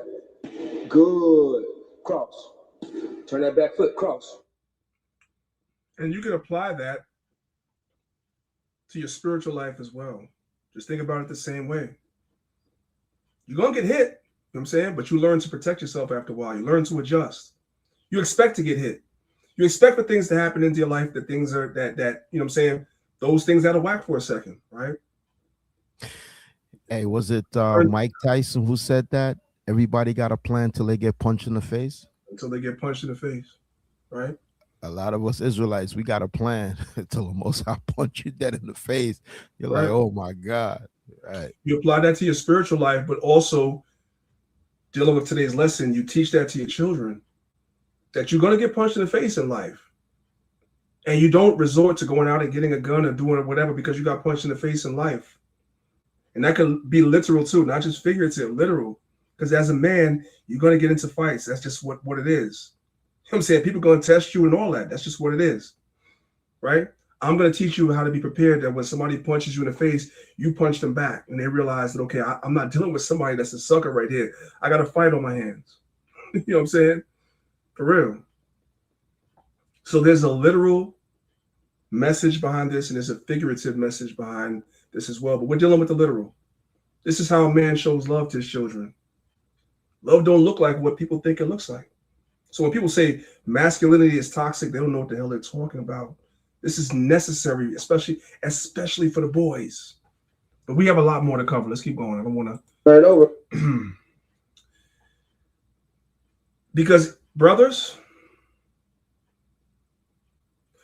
if you are not in your son's life, if you don't put the mitts on and let your sons throw some hands and throw some punches, the alternative is your son could be doing this.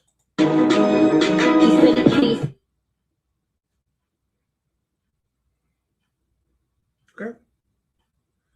So the little boy has her heels on and they're doing that challenge, whatever the challenge was, the boy doing that.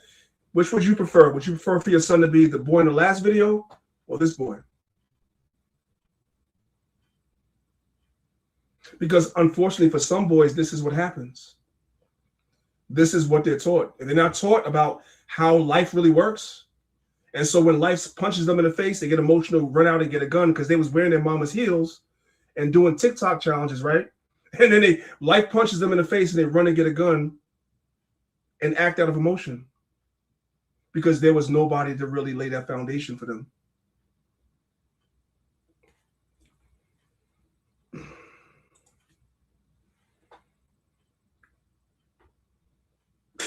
It's my take that one of the many of the lowlives that is allowed to run in and out of her house and pounce atop of her throughout the month is the reason that this young boy is the way he is. And this is sad. I'm going to move on because I have a lot to show. Let's go to 2 Corinthians chapter 4, verse 16 through 17. It says, "For which cause we faint not." It means don't give up. "But though our outward man perish, yet the inward man is renewed day by day. For our light affliction, which is but for a moment, worketh us a far more exceeding eternal weight of glory." So you never give up, right? So this is a 7-year-old with his father. His father is teaching him not to faint. Don't give up. You understand? You ready? What is it? Easy work. What is it? Easy work. What is it? Easy work. What is it? Easy work. 4, go. Ah, what is it? Easy work. What is it? Easy work. There you go. Go. Come on. What is it? Easy work. What is it? Come on. Easy work. What is it? Easy work. What is it? We got a couple more. Come on, put it. What is it? Easy work. What is it? Come on, 2 more. Come on, 1 more. Easy work. Oh, give me 1 more. 1 more. 1 more. Show him. Ah, yeah. Good work. I love it. Let's move on. You understand? Now, I showed y'all a lot about the sons. We got to talk about the daughters too, because they're important. This is Proverbs 23, verse 24. It says, "The father of the righteous shall greatly rejoice, and he that begetteth a wise child shall have joy of him." Again, we're talking about girls too. This is a generic masculine. So this guy has a series of videos on TikTok where he has conversations with his daughter. She's 2 years old. So apparently she was throwing a tantrum because she didn't get her way. So this is the conversation that he has, telling her about controlling her anger. And she's only 2, but she understands because she's responding. Watch the video. You know what y'all talk about? Yeah. What? Not getting what you want when you want it. Okay? When you don't get what you want when you want it, that don't mean you can act like that. Okay? You continue to be nice, polite, and mature. Okay? Did you drink my latte? You didn't drink my latte? Yeah. I'll pick a song and you pick a song. Okay. Don't knock this over, okay? Remember I sang this song to you when you were taking a bath? So see, it's a balance you know of. what y'all talk about? So it's a balance of correcting her, but at the same time being patient with her too. She's only 2. So like the Sahab said before, you give her the correction, right? You tell her where she went wrong, and then you get back to the good part with your children. That's what it's about. You have real talk with your children, not baby talk. You know what we talking about today? What? Always remember, I never want you to get small in tough times, okay? When things get hard, I don't want you to shy away from it. I want you to stand tall, learn from it. Everything in life can be hard, but as long as you never give up, you give yourself a chance, okay? I want you to always remember that, okay? High five.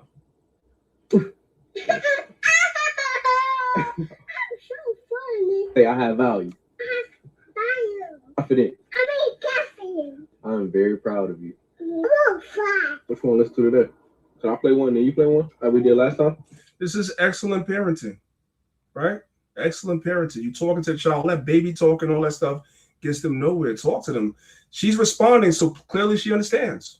So you deal with her accordingly, and you lay that foundation from the beginning. That's the idea. You know, this is beautiful too. So you have two brothers here. These boys don't have a father. So the older brother plays the role of, I ain't gonna say plays the role of the father, but he mentors his younger brother. Now, some of you sisters, you would go in a room and you would see this, you'd be like, break it up, please stop. No, this is good stuff. I walk in the room, I'm gonna sit down and I'm gonna get some popcorn, like, this is good stuff, right? The younger brother, the older brother is teaching his younger brother how to defend himself. And the younger brother is actually pretty good. So as you guys are gonna watch the video, I want y'all to pay attention. The older brother throws a punch. Now he's kind of playing with his younger brother. He's not really going full with the brother, but he throws a punch and the younger brother is able to slip it. If you know about boxing, he was able to slip the punch and he starts bragging. You saw the way I slipped that, right? You saw the way I slipped that. He's teaching his brother to defend himself. This is good stuff. This is manhood. This is love. He loves his little brother. This is what men do. Love don't look the way people say it's supposed to look. This sort of thing is called toxic. It's not. If you understand the existence of a man and what a man goes through in life from the time of a child through elementary school, through high school, and the threat of violence is always present, you would never look at this as toxic. Let's play the video.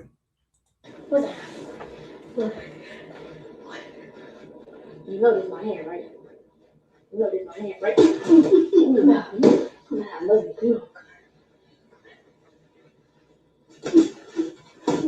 Now that was good. He did slip that punch. I'll play it again. But I know mama, some of you women would have ran in like, break it up. This is good stuff. He ate the second one though, but it's all good. He ate it like a champ. Yeah, like I said, the little bear is nice. I ain't gonna hold you. I'm gonna play the video. I'm not gonna stop it. I keep stopping. I'm not gonna stop it. Little man is actually pretty nice. I don't think anybody in the school gonna want no smoke. I'm saying. You know this is my hand, right? You know this is my hand, right?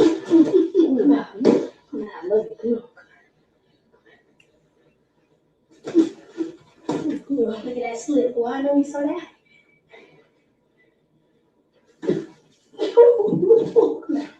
couldn't put it. I'm gonna stop saying you like that. No. Oh, me, come on. You don't know here. Come on. Come on. No. Come on, Dad. This is good stuff, man.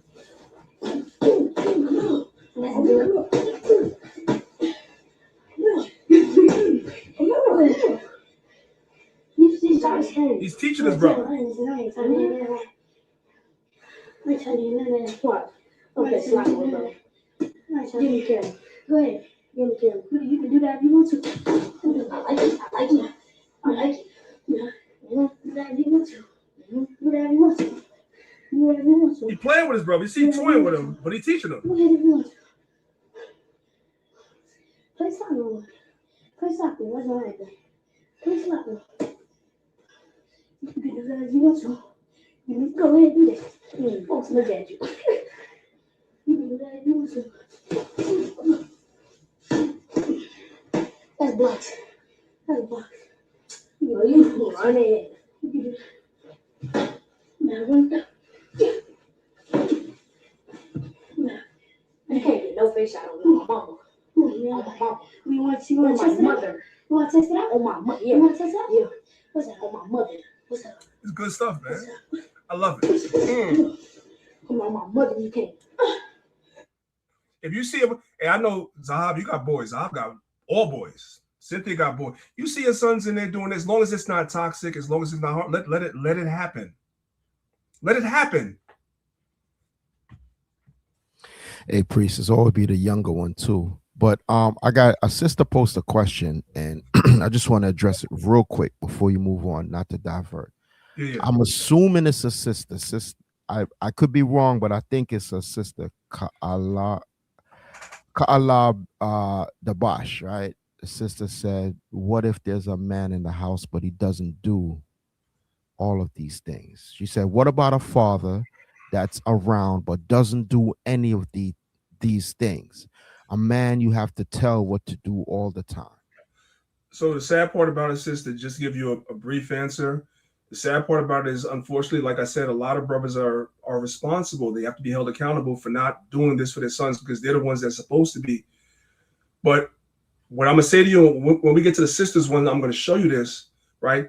Some of the sisters sometimes take on the responsibility of making sure their son is someplace in a football program, someplace in a karate class, someplace in a boxing class, someplace. You got to put him around men that's going to push him.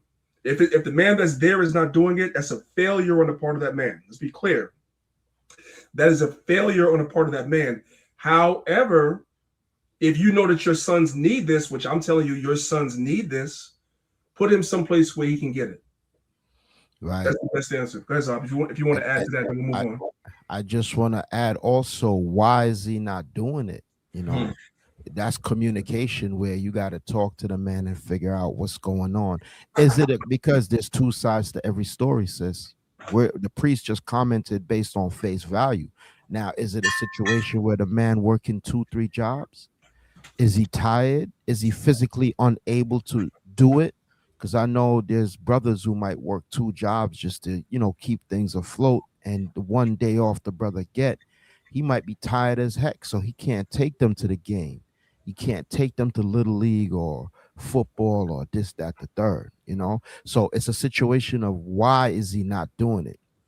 Okay, sister said he's just stuck in his ways.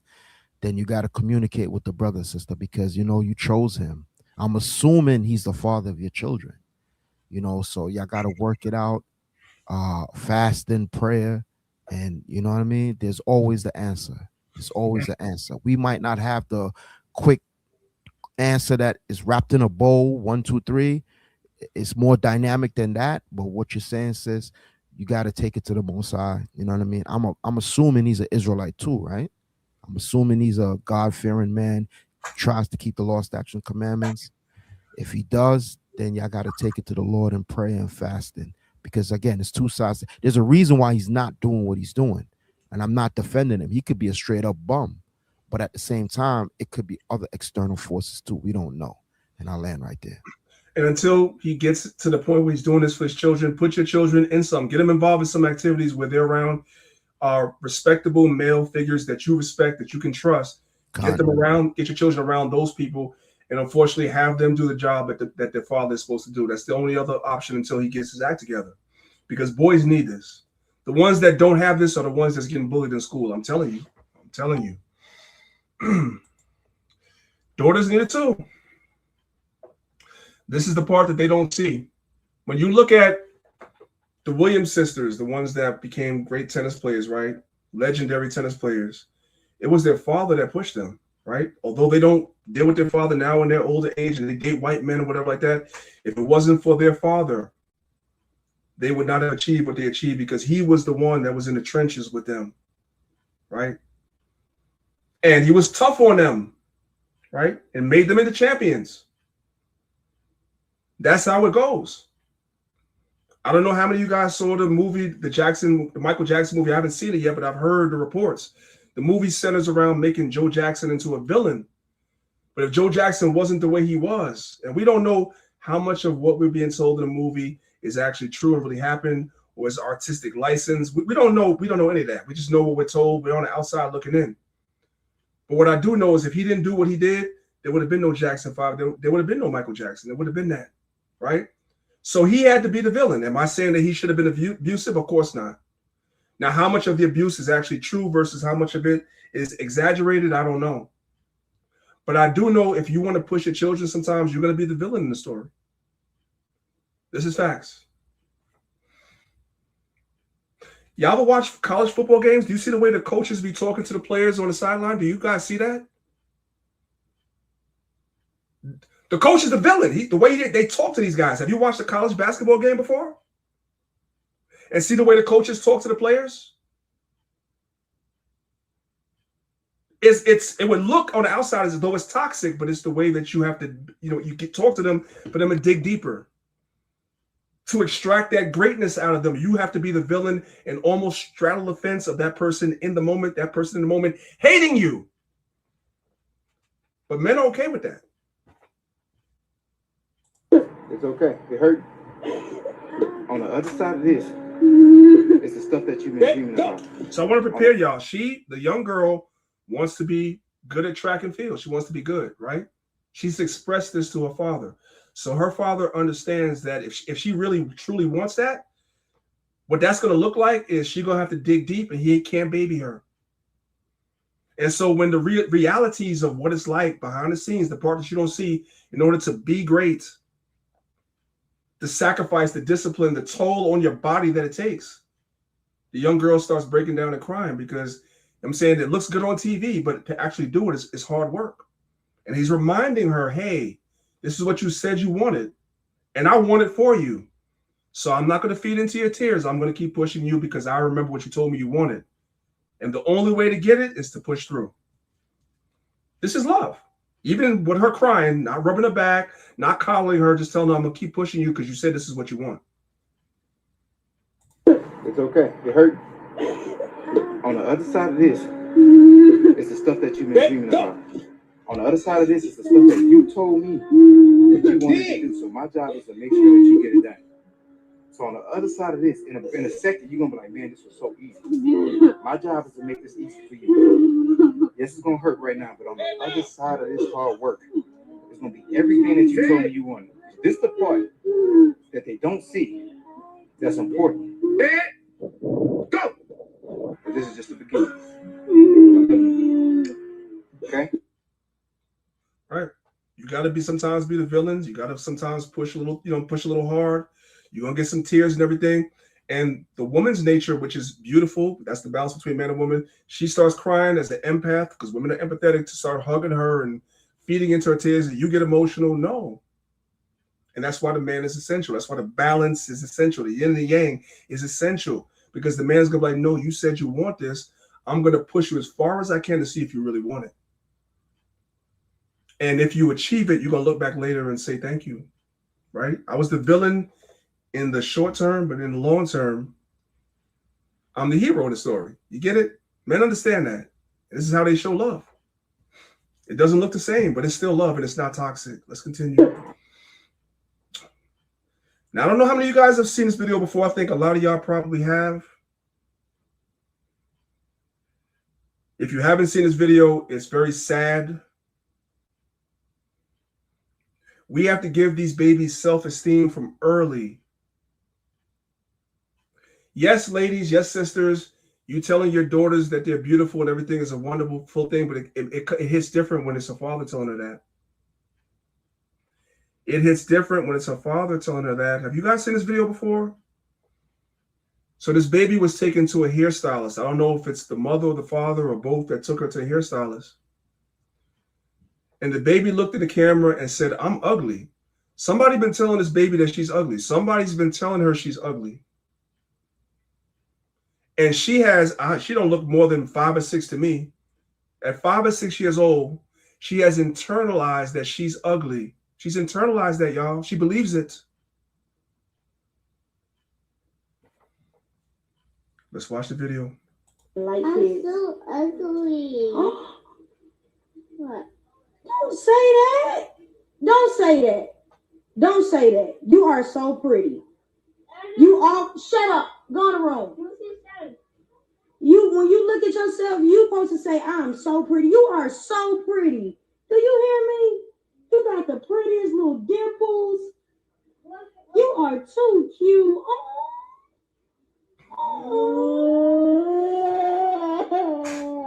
So it's obvious that little girl probably has been getting bullied. And that's the girls thing. We're going to talk about that. We talk about the girls. Somebody been telling her she's ugly. So she believes she's ugly. Somebody been bullying her. Like I said, what the boys go through, the women will never understand. And what the girls go through, the men will never understand. Somebody, and more likely than not, it's another female, been telling Shorty, the little girl, because she's looks how she looks, they've been telling her she's ugly. Okay? Somewhere is consistently telling her that she's ugly, to the point where she starts to actually believe it. And when she sees herself, she calls herself ugly. That's a problem. That's a problem. So we're going to leave that there. And we're going to go to the next slide. And that's why we need stuff like this. That's why we need stuff like this. Let's read the Bible first.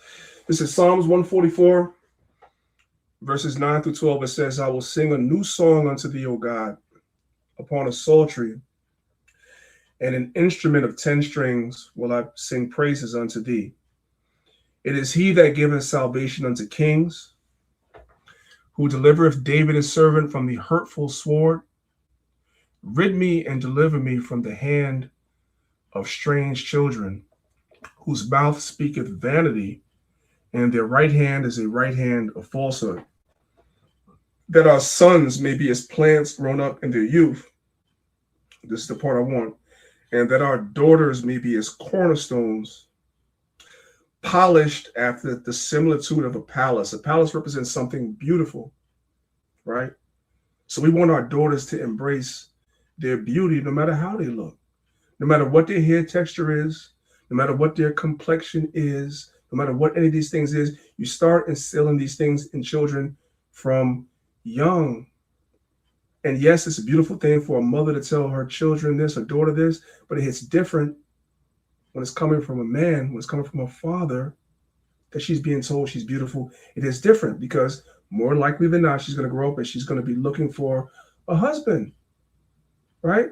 And she needs to believe and understand that she's beautiful. She's not ugly. She needs to have self-esteem and self-worth, right? And a man plays an intricate role in teaching girls that. Let's watch the video.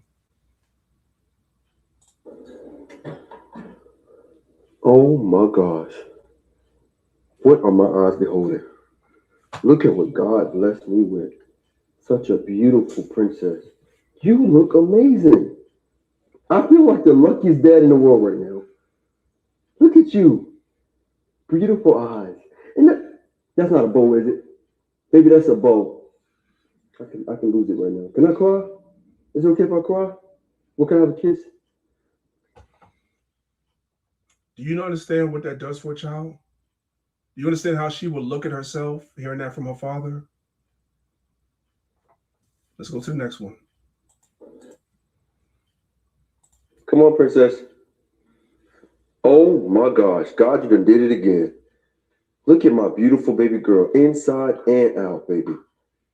And you have the most beautiful eyes, the most beautiful smile. And look at you got the little sparklies, baby. I see so much strength, joy, and love in your eyes, baby. Daddy's lucky. I'm a lucky dad. I'm sorry. Can we tell the camera we're lucky? Say, Daddy's lucky. Daddy's lucky. Now, when she grows up, do you think she's going to accept BS from any guy? Do you think any guy is just going to be able to say anything and get through to her? Do you understand the foundation that her father is setting? Do you understand the standards that she's going to have for a man when she gets older because of what her father is saying to her? All this is important. That baby that we saw before, she doesn't have that. That's why she thinks she's ugly. There's nobody telling her that.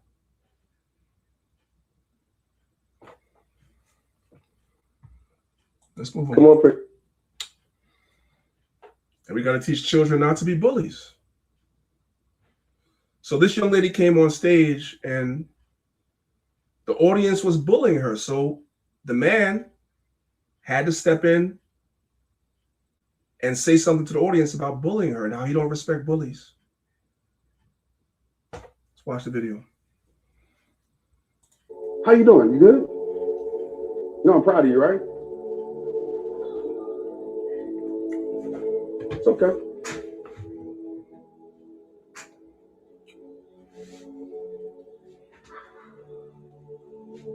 Hey, it takes a lot of courage to be up here. All that giggling, I'm gonna be real with you. I don't play that. You know what I mean? Like, that's somebody that's going through something, dealing with something.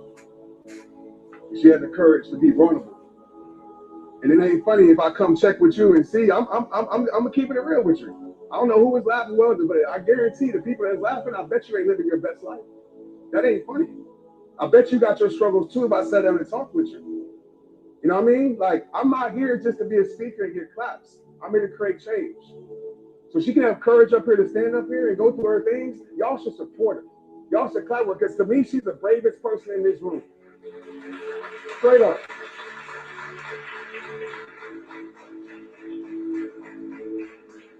I got you. All right? I love y'all, man. I do. I promise you, I love each and every one of y'all. But this is something I don't play with, because I've lost too many people to depression, man. You know what I mean? I really lost people in real life.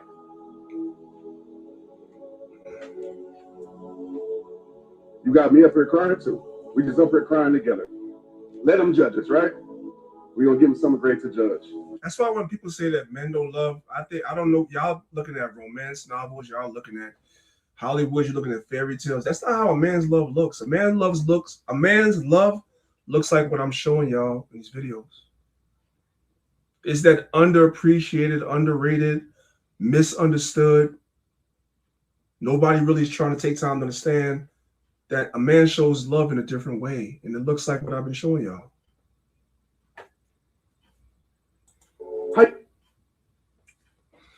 This is Sirach 42, verse 9. It says, the father waketh for the daughter when no man knoweth, and the care for her taketh away sleep.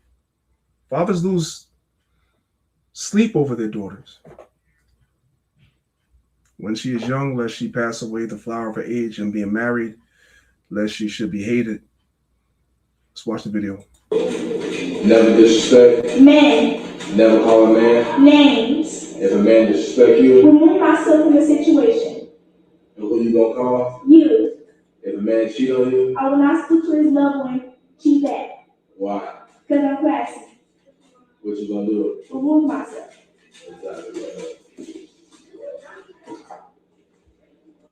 That's beautiful. That's beautiful, priest. And I like what he's telling the sister, remove herself. You know what I mean? So she don't have to deal with certain things. And this is like, you know, obviously they're not following the commandments, but there is righteousness in what they're teaching. You know what I mean? So especially for the young daughters, man, because psychologically coming up, it's messed up, man, because you see a lot of stories where, you know, sisters, they stay in toxic relationships and stuff like that. It's just so sad. They do, I hate to say it, they do everything but leave, right? They in a bad situation and they key the man car, they burn down the house, they do everything but leave. You know what I'm saying? So you teaching the young sister coming up, hey, don't deal with certain things. Therefore, at the proven stage, before she even mess with anybody, she could spot a bum or a toxic dude a mile away. You see what I'm saying, priest? Instilling that in a young girl, a young princess, she has that within her now. When it's time for her to choose if she wants a partner and be with somebody, she could see and spot the, you know, the red flags, and then she could be like, okay, now I'm good now, before it gets to the point where, good Lord, you know, she slept with this one, and baby daddy number one, he was wicked, I left, and baby daddy number two, he was just as we got to break the cycle, man. But this is beautiful here. All praises. So for 2 hours, we've watched a lot of videos. When y'all go to social media, you hear, you know, people say there's no good men anymore. You guys been watching 2 hours worth of good men in every video. There's good men everywhere. That trope is fake. It's fake. There's good men everywhere. You just have to we all have to make better choices. As men, there's good women everywhere. You just have to make the right choices. And as women, there's good men everywhere. You just got to make the right choices. You just got to take your time and make the right choices. She's going to make the right choices because she's being taught how to vet what to do. Because there's a present man, and she can learn about men better from a man than she could from a woman. Just like in Proverbs 31, the best advice that Lemuel could get was from his mother. About a woman knows a woman, right? And a man knows men. So who better to teach a son about what women are and what a good woman is than his mother? And who better to teach a daughter what a good man is than a father? This is good stuff. There's good men everywhere. That trope is fake. Here goes some more good brothers. This is Proverbs 15, verse 1. It says, a soft answer turneth away wrath, but grievous words stir up anger. The tongue of the wise useth knowledge aright, but the mouth of fools poureth out foolishness. Now, I have done this. You know what I'm saying? That sometimes I'll sit around and I'm bored, and I'll pick up my phone, I'll go to TikTok, and I'll go down the rabbit hole of watching the body cam videos of police officers making traffic stops, right? And it'd be the black people. I'm just gonna say this. It'd be us. It'd be the black people. That's all I'm gonna say, right? And as black men, we got to teach the boys, you are a target. You don't get to act out even the way our sisters act out. Because in the videos or the body cam videos, the sisters be crashing out. But as a man, you don't get to have that luxury. You just don't. So you teach the boys from young what not to do. So these brothers got a group of young men. They hire some police officers and they're doing a fake traffic stop, and they're showing what the young men what not to do if you get pulled over. It doesn't mean that the police were not wrong for pulling you over. It doesn't mean that they didn't have probable cause. All that could be true. But you black, right? So you already guilty. You already probably doing something wrong, whatever, in their mind. So you have to, sometimes you can avoid a toxic situation. You could avoid a situation that could escalate, maybe get you killed with a soft answer, even though you're right. You got to teach the kids this. This is good stuff that these brothers are doing. Let's watch the video. Yo. I ain't got to roll my window down. Yes, sir. Did you roll your window down for me? I don't have to. Okay, so you ain't gonna roll your window down. You got your driver's license? I do. There you go. Yep. Mr. Brown, 6 lane. That's what they say on the light, man. I put you up to speed, man. You doing 70 and 55. Why you going so fast? Man, you ain't got nothing better to do. I was speeding. Somebody out here done got killed and everything. What I mean, what's up? So we don't worry about nobody getting killed, right? You worry about you getting speed. Well, that's what you need to be worried about. All these folk around here dying all the time. Bro, I'm just chilling, bro. I'm good. I ain't got to step out the car. Why am I stepping out the car? Because right now you're dealing with hostage. I can't see inside the vehicle for one right there. You won't even cooperate. All right, I'll let the window down. Nah, you just said you can't see inside the car. Man, y'all always trying to do something for folk, man. Why I got to step out the car? Man, come on, bro. Come on, y'all, man. Y'all, police brutality. Police brutality. Police brutality, y'all. Man, come on, man. Help. Man, y'all said I was speeding. Now I'm out the car. That's for what, bro? Come on. So what? Man, it don't matter, bro. Come on, bro. Come on, bro. Man, come on, bro. Come on, bro. Now you're gonna make the situation worse on yourself. So talk to me. What's all that? What's the first thing I did? Now look, do I have to roll my window all the way down? Nah, you don't gotta roll it all the way down. You ain't got to. But when you do that, we already put them on alert. You understand that? Yes, if I sit there and start out with all that and not roll my window down, I'm putting him on alert off top. You understand that? Yes, sir. Everybody following along? This is good stuff. A lot of people get into the nuances of, well, I didn't do nothing. What we know, but you're a black man. So you already put the guy on alert. He could have been having already a bad day. Forget about if it's Esau. That's even worse. He might not like niggas and he's having a bad day. You could avoid that by just, you know what? I know I didn't do nothing wrong. I know he shouldn't have stopped me. You know what?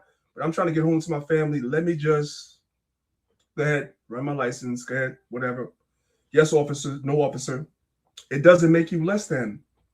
This is good stuff. This is what men do. This is love. Let's continue. Now we're going to do a third hour, guys, because I spoke to the God First gang yesterday and they're not doing a room. So normally I end the class here, but I did an extended class today because we're going to do a third hour. So if you got someplace to be, gone, but we're going to do a third hour. We're going to keep going, right?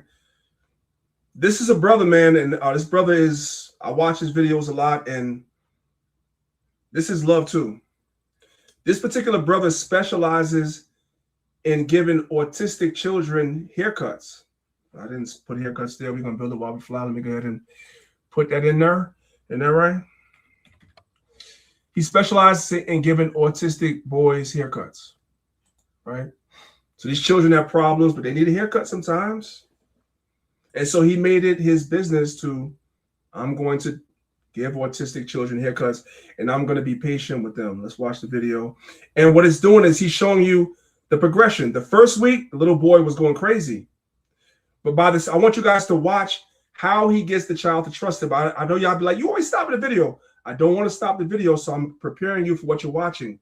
I want you guys to watch the techniques that he uses to teach the autistic child to trust him, to let him cut his hair.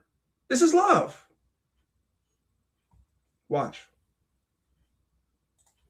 Stories like this remind me what grace and patience can do from a place of love. And sometimes fights are to show who will leave and who will stay.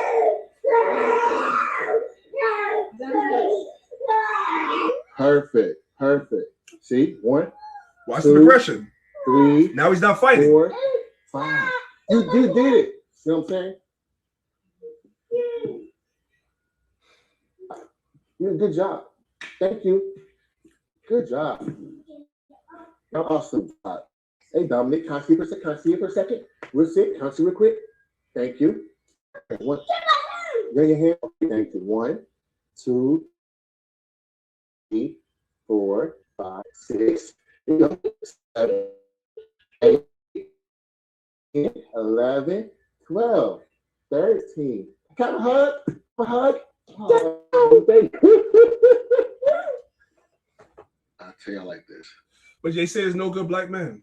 There's no good men out here. Who told you that?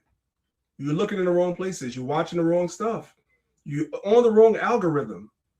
That's all he does is cut autistic people's hair, children's hair. That's all he do. Sometimes it's the father and the mother. Sometimes it's a single mother alone. That's what he does. It's called The Gifted Event. If you guys want to check his YouTube channel out, that's it right there. I mean, he's on TikTok and Instagram. It's called The Gifted Event. If y'all want to go and watch the videos and everything, you guys can watch all the autistic children. He give haircuts and watch how patient he is with them. But there's no good men. There's no good black men out here, right? Okay. You gonna say something, Sahab, or no? Oh, okay. No. Keep going, priest. Keep going. It's good. All right, so we done with the children now. Now we got to talk about man and woman, romantic love, relationships between man and woman. We got to talk about how men show love in that, because unfortunately for some of our sisters, spoiler alert, you know what I'm saying? Fair use. To a lot of our sisters, when you think about love, this is what y'all think love looks like from a man when a man loves a woman. This is how it looks. Down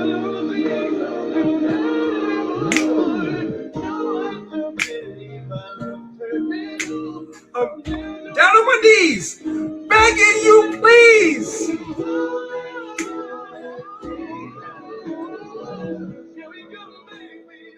That's how y'all think love looks from a man. Y'all know y'all do. I mean, you could play the music. Yeah, I don't know about getting all animated like that. But that's how they were bro. conditioned to think that that's how, if a man is not doing that, he don't love you. I'm here to tell you, absolutely not. This is the book of Sirach, chapter 4, verse 29. This is what it says. It says, be not hasty in thy tongue. Watch this. And in thy deeds slack and remiss. A lot of these guys are hasty in their tongue. They will sit here and sing you guys a bunch of love songs. All these artists will sing you a bunch of love songs. Don't you know all these artists that sang these love songs was running through women? They weren't committed to none of them. They were running through women. They were hasty in their tongue. They had all the right words, right? But they really didn't mean it. Once they got what they wanted, they were gone. Their deeds were slack and remiss. But convinced you through their tongue, through their singing. Yeah, you hasty with the tongue. Come on with it. Yeah. Down on my knees, begging you, please. They're hasty with the tongue. He sang the underwears off of them. Yes.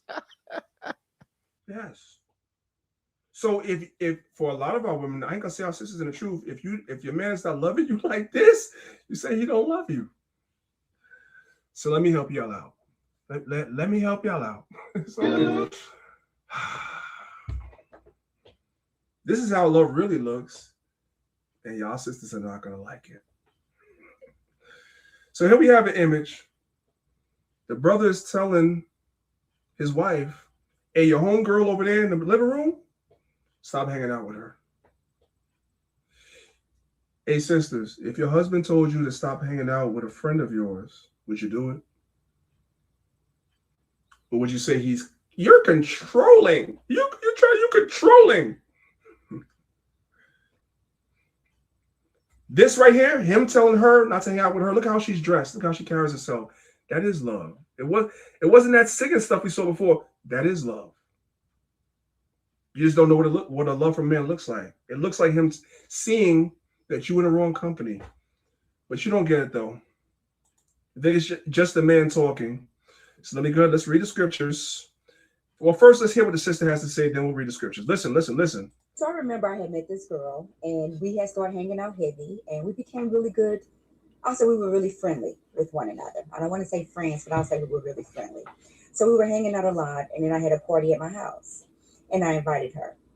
And then after that party, my husband said to me, don't bring that woman to this house again. And I was like, why? Did something happen? And he was like, no, nothing happened. Leave that woman where she is. Don't bring her back to the house. Hey, Salaki priest, I think And I was, it was okay. you're not sharing. And I never invited her. Yeah, I am. I didn't. Maybe something on my end. I don't know. I didn't come out. Let me hold on and make sure. Yeah, I didn't come out. I was in a. Hold on a second. Yeah. Let me make sure. You guys in the chat, just let me know. I'm gonna come over to the chat. I'll stop sharing for 1 second, but everybody should have saw that because I wasn't doing anything different. So I'll stop sharing. Kind of the one. All right. Were you guys able to see that? Come to the chat. Were you guys able to see that? You guys did not see the video. Okay. I said people are here saying I was not sharing, they couldn't see it. Okay. So we're gonna come on back, isn't that right? We're gonna come on back. And we're gonna start from where we were. Okay. Y'all said I wasn't sharing, isn't that right? All right. Y'all can see it now? We can hear it. Can y'all see it? Can y'all see it? Sahab, do you see it? I'm asking you. I see it. I'm just waiting for the chat. Yeah, sister said yes, can see now. Yes. All right now. So I want to know how many of you sisters would do what she did, because she's like, her husband told her something. The world would say it's controlling. Let's see. Let's play the video. Hopefully you guys can hear it. So I remember I had met this girl, and we had started hanging out heavy, and we became really good. Also, we were really friendly with one another. I don't want to say friends, but I'll say we were really friendly. So we were hanging out a lot, and then I had a party at my house, and I invited her. And then after that party, my husband said to me, don't bring that woman to this house again. And I was like, why? Did something happen? And he was like, no, nothing happened. Leave that woman where she is. Don't bring her back to this house. And all I said was, okay. And I never invited her again. And as a matter of fact, we kind of stopped hanging out on that level. Now, I could have probed a little bit. I could have asked more questions. But I know my husband. And my husband is not controlling. He's protective. And there's a difference. Now, I don't know what happened. I didn't ask questions because you know what? It don't even matter. Something happened. And it made my husband very uncomfortable. And that's all I need to know. So if your husband tell you to not to bring another woman around him again, you listen to him. Period. Most women would call that controlling. But that's love. This is 1 Peter 3, verse 7. Likewise, ye husbands, dwell with them according to knowledge. The man had discernment. There was something about that woman. The man said, she can't be around my wife. She's not allowed to be around her. That controlling, but that's what it looked like. And a lot of women that are in the world that are with men that say that to them, deem it, because they're parents, they listen to what everybody else says, they deem that controlling. That's a man loving you. You want a man to be the men think to you. That's not how you look. This is how love looks. That woman that's in your presence is not worthy of your presence. Stop hanging around her. That's how love really looks. That's what today's class is about. When a man loves, this is what it looks like. It looks like hey, you my wife, there's certain people that don't deserve to be in your presence. The world will tell you that's toxic. It's not toxic. And she's a unicorn because she's not in the truth like you sisters. She's a unicorn, somebody in the world that understands that. She understands that she's husband. That's what a man's love looks like. When you say you want a man to protect you, everybody always jumps to the violent part. No, this is protection. He's protecting his wife from a woman who deserves my presence. All praise to the Most High for that. Let's move on. So I remember. This is Ephesians chapter 5, verses 22. Let me fix this, and to 24. And it says, wives, submit yourselves unto your own husbands as unto the Lord. For the husband is the head of the wife, even as Christ is the head of the church, and he is the Savior of the body. Therefore, as the church is subject unto Christ, so let the wives be to their own husbands in everything. If your husband is telling you something, it's probably to protect you. So I want you guys to understand there's a difference between being protective and being possessive. Some people can't understand the difference. You think a man telling you something is him being possessive, when in actuality, it's a man being protective, which is his job. The man who loves you wants to protect you. He does not want you in harm's way. He wants to make sure you're good, you're safe, all right? He cares about your well-being. The man who is possessive is trying to control you. He is trying to dictate your actions and moves. He is trying to block other people from coming into your life that could pull you in a direction that he doesn't want. And what I mean by that is maybe it's your friends and family who know damn well he's not good for you. So he wants to pull you away from that. He wants to pull you away from influences that will undermine his control. So there's a difference between being protective and being possessive, and you have to understand the difference. You have to be, as a woman, able to spot the difference. Sometimes a man telling you something is not him being possessive, but it's him being protective, which is his job, which is his nature. Let's listen to her. Baby, that man is not trying to control you. He's trying to protect you. He's a man who said he cares about you, and he cares about what happens to you. And a man that's about his word, that means more than just somebody else trying to do something to harm you. That means when you try to harm yourself. You know, when you're out there making yourself look bad. And what you were doing qualified as exactly that. Any real man of character would have stepped to you, just like he did. He wasn't disrespectful. He just let you know how he felt about it. Now, you need to make up your mind what you want. Because if what you really want is to be recorded, pissy drunk on the internet, and you want a man who doesn't care, who won't say anything, then you let him know that. But I tell you this. Right. So you want to be pissy drunk on the internet. You want a man that doesn't say anything. That man don't care about you. You want to walk out the house in an outfit showing all your private parts, and you want a man that doesn't say anything. That you don't want a man to, don't say you want a protector, because a protector is going to tell you not to do those things, not to put yourself in those positions. You have women that will say that they want a protector until the man tries to protect and does his job, because he understands male nature. He understands those things, so he tries to tell you that, and you mask it as control. You mask it as him being possessive when he's being protective, protecting you from others and protecting you from yourself. That's the way a man shows love. But in this day and age, it's deemed as being toxic. Yeah, till they need the man, right? Because you go outside wearing something, the man tell you that's not appropriate, and you tell him, nah, you can't tell me nothing. I could do what I want. You go down there and some savage say something disrespectful or touch you or do something, then it's like, oh, where's the man at? I need him to come help me. Then you're thrusting that man in a situation which could have been avoided. And yeah, it is his job to protect you. But if you had listened to what he was saying from the get-go, that would have avoided the situation. Y'all saw on the news, priest, not to take you off, but there was a something on the news where two brothers died trying to protect their sister, and the sister's ex-boyfriend or something was beating on her. I could guarantee you that that didn't happen outside of a box. I could guarantee you that their sister, had problems with that dude before, and the brothers probably told him, "Hey, get rid of that dude. That dude no good for you." And she probably said, "Nah, she gonna still ride with him." And then God forbid, what happened, and now they gone. Yeah. You know what I'm saying? So yeah, man, sisters, Yeah. and it's twofold too. But dealing with this topic, yeah, if a man sees something, sisters, y'all gotta, and of course we're not preaching to the church because y'all know this already. But in general, yeah, you gotta listen to what the man is saying because he sees something that you don't see. Go ahead, priest.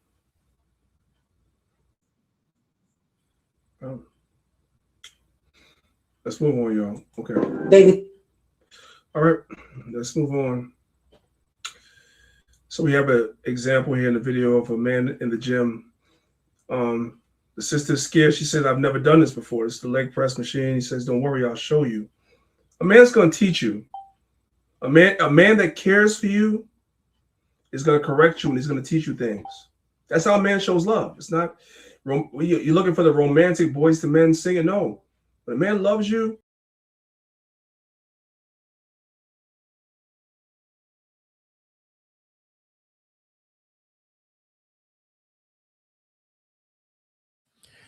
Priest, you there? Slack your brothers and sisters. It looked like priest fell out. Give him a minute. He'll get back in.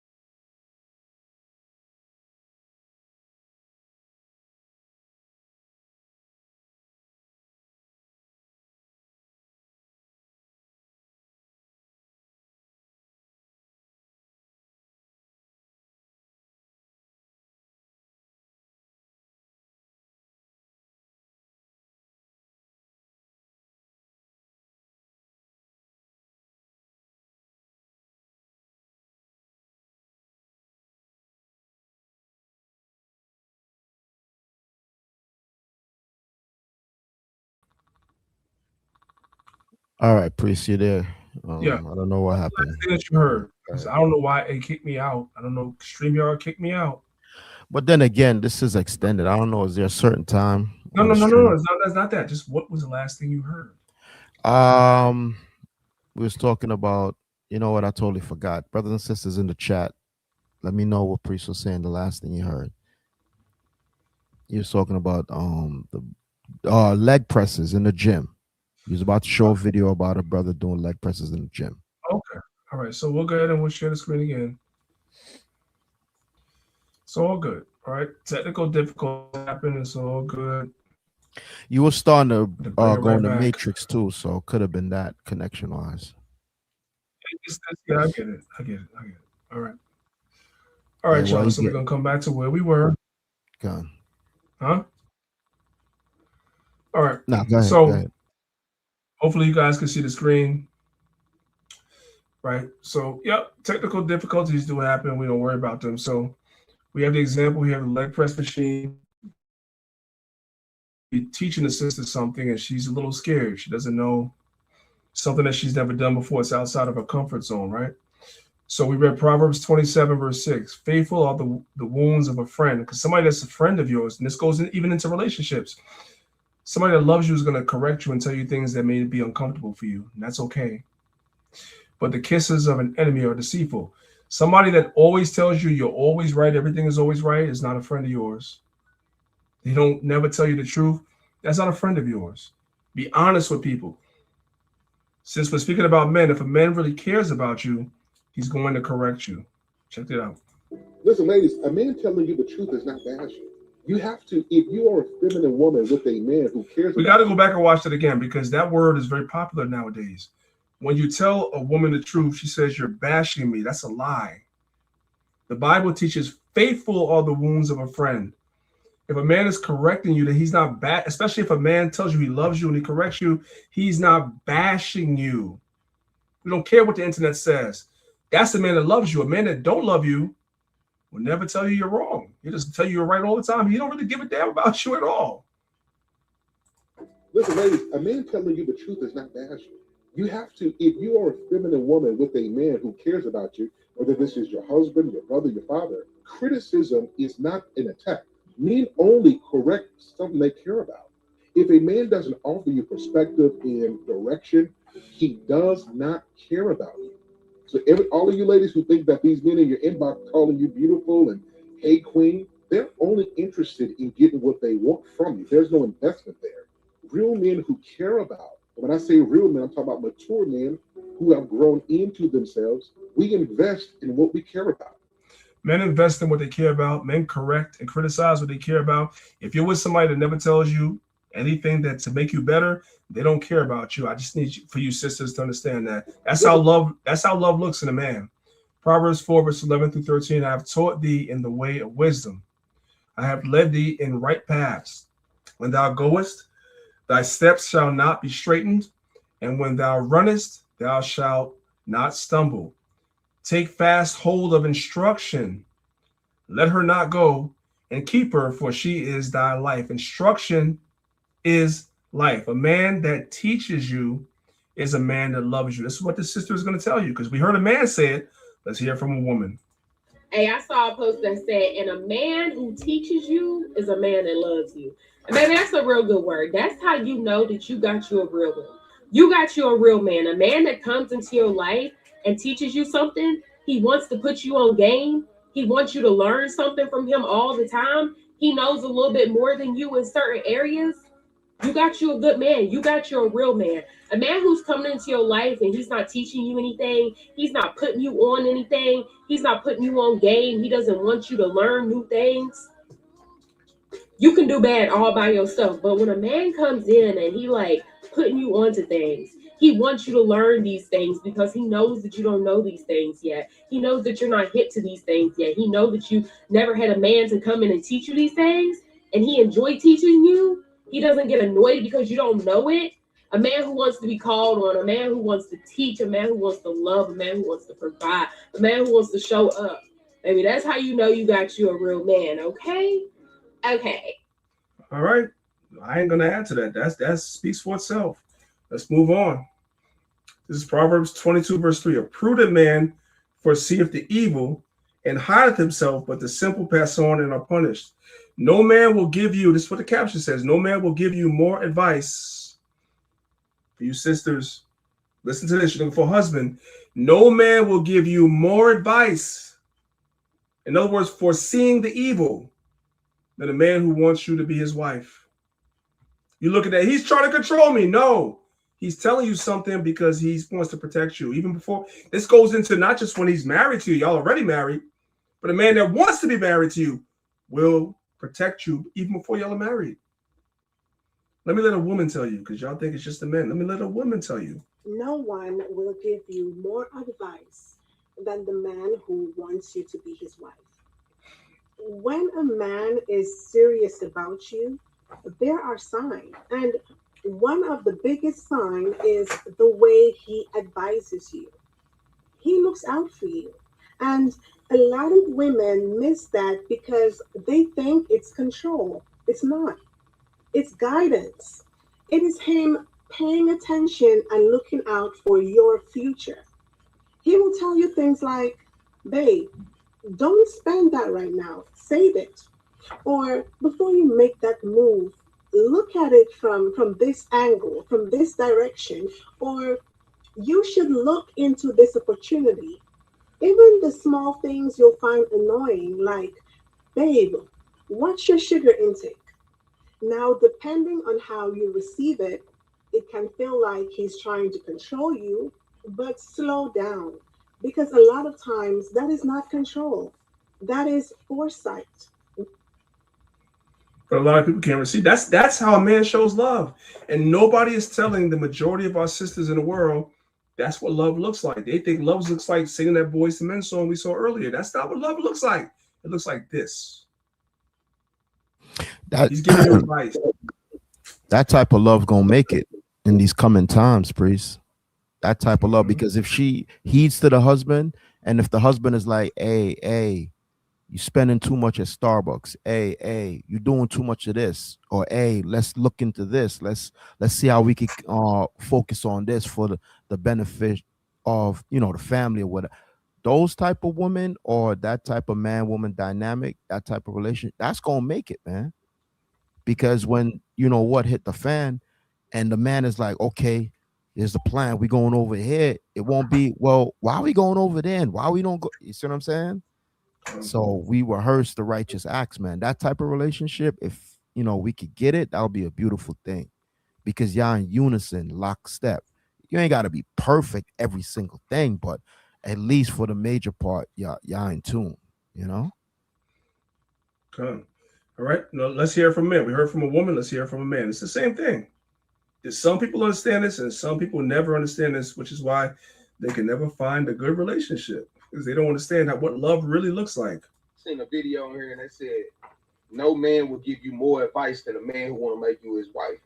I agree 100%, because when you messing with a man that want to be with you for the rest of his life, for the most part, he gonna try to teach you everything he know. If he feel like it's something you lacking in, he gonna try to teach you everything you know. He gonna try to give you all the game that somebody has ever given to him, everything he's ever learned or been a sponge to. He gonna try to make sure that you on a straight path, that you know everything going on around you, that you keep bullshit people from around you. That man gonna want the best of you. That man gonna try to give you every piece of knowledge that God has given him to you. And sometimes it could be overwhelming, because you'll feel like, oh, he's coming at me like a dad, or oh, it's not that, he just loves you, and he wants you to know everything he knows. He wants you to learn everything He said a lot of you women gonna look as though the man is treating you like he's your father.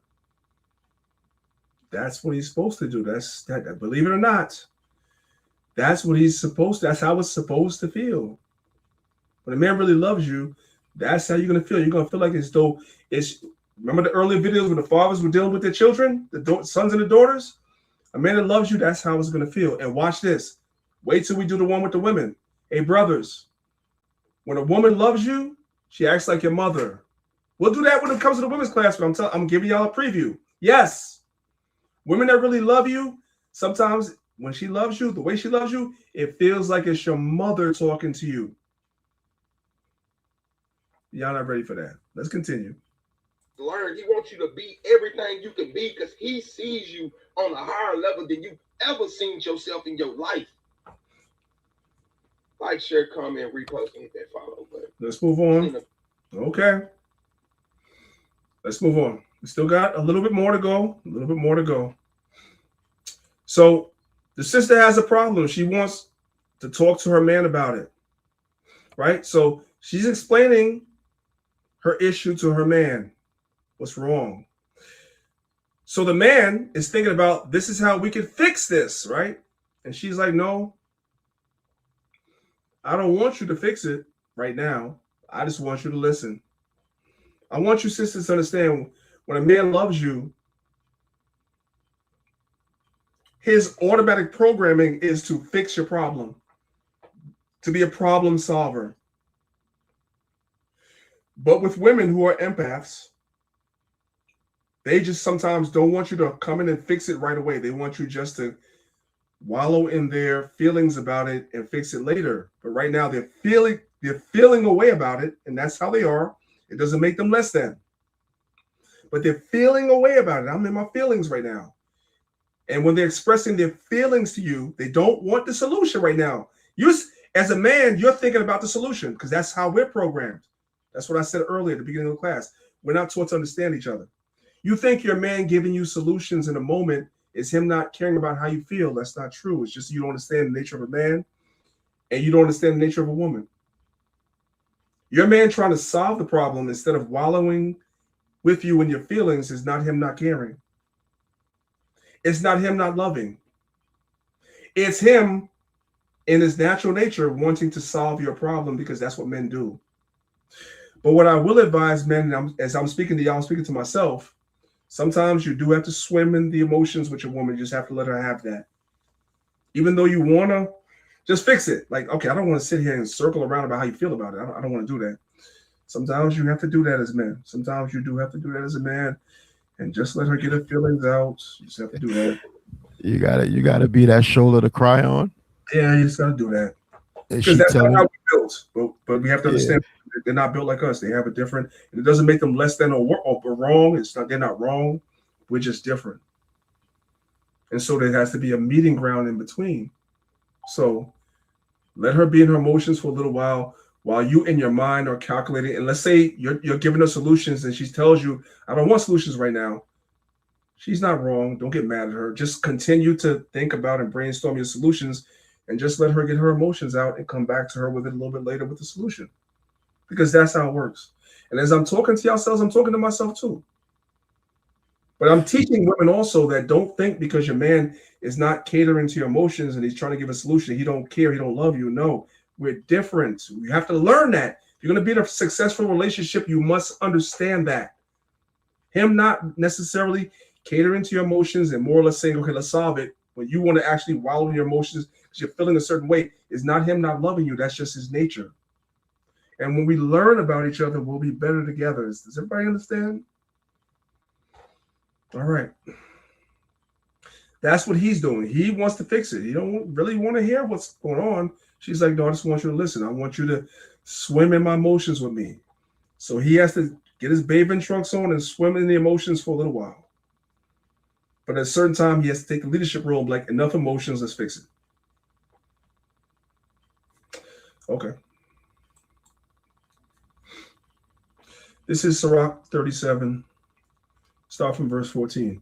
It says, for a man's mind is sometimes wont to tell him more than 7 watchmen that sit above and in high towers. So I want you sisters to understand something. Do you understand what that verse means? It means just like you, when a situation arises, a man is in his feelings, his thoughts, and everything too. He has his mind is here, it's there, it's over there, just like you. However, he doesn't have the what's the word I want to use? He's not allowed to stay there. You're allowed to stay there as a woman because you're allowed to stay there. He's not allowed to stay there. You don't have the luxury, right, priest? The water. He doesn't have the luxury to stay there as the leader, to wallow in his thoughts and his emotions and being here and there. Oh my God, but no, he don't have that. He got to catch himself. The Bible is teaching this. It's right here. Verse 15. And above all this, pray to the Most High that he will direct our path. So that's the first deal. Pray to the Most High. Okay, my mind is everywhere. Pray to the Most High, and ask the Most High to give me the wisdom on how to deal with this. Watch this. And then it says, let reason go before every enterprise. At the end of the day, his mind is everywhere. It's 7 different places, 7 different watchmen. Now he has to put that aside and deal with reason, logic. Okay, you know what? Let me look at this and deal with it as it's in front of me. Not how I feel, as it's in front of me. That's what leaders do. While the wife is like, no, just stay with me in my emotions. I can't. I'll give you some time on that. Don't think for a moment, I'm not feeling that too. But I'm telling you, I can't stay there with you as a leader. Now I got to pray to the Most High, and now I have to deal with logic. How do we get out of this? Let reason go before every enterprise and counsel before every action. Now I'm going to have a conversation with you. I know you're still in your emotions, but now we're going to have a conversation about how do we fix this. No, I don't want to fix it. I want to still, no, we got to fix it. And he's not wrong for doing that. That's his way of loving. I need for women to understand that. It's right there in the Bible in front of you. He can't appeal to verse 14. He can't listen to those 7 voices in his head that's all over the place. That's not a leader. He must deal with reason. That's logic. Does everybody understand? Let's listen to the sister. Okay, she's kind of low, so let me turn it all the way up and we'll start her over again.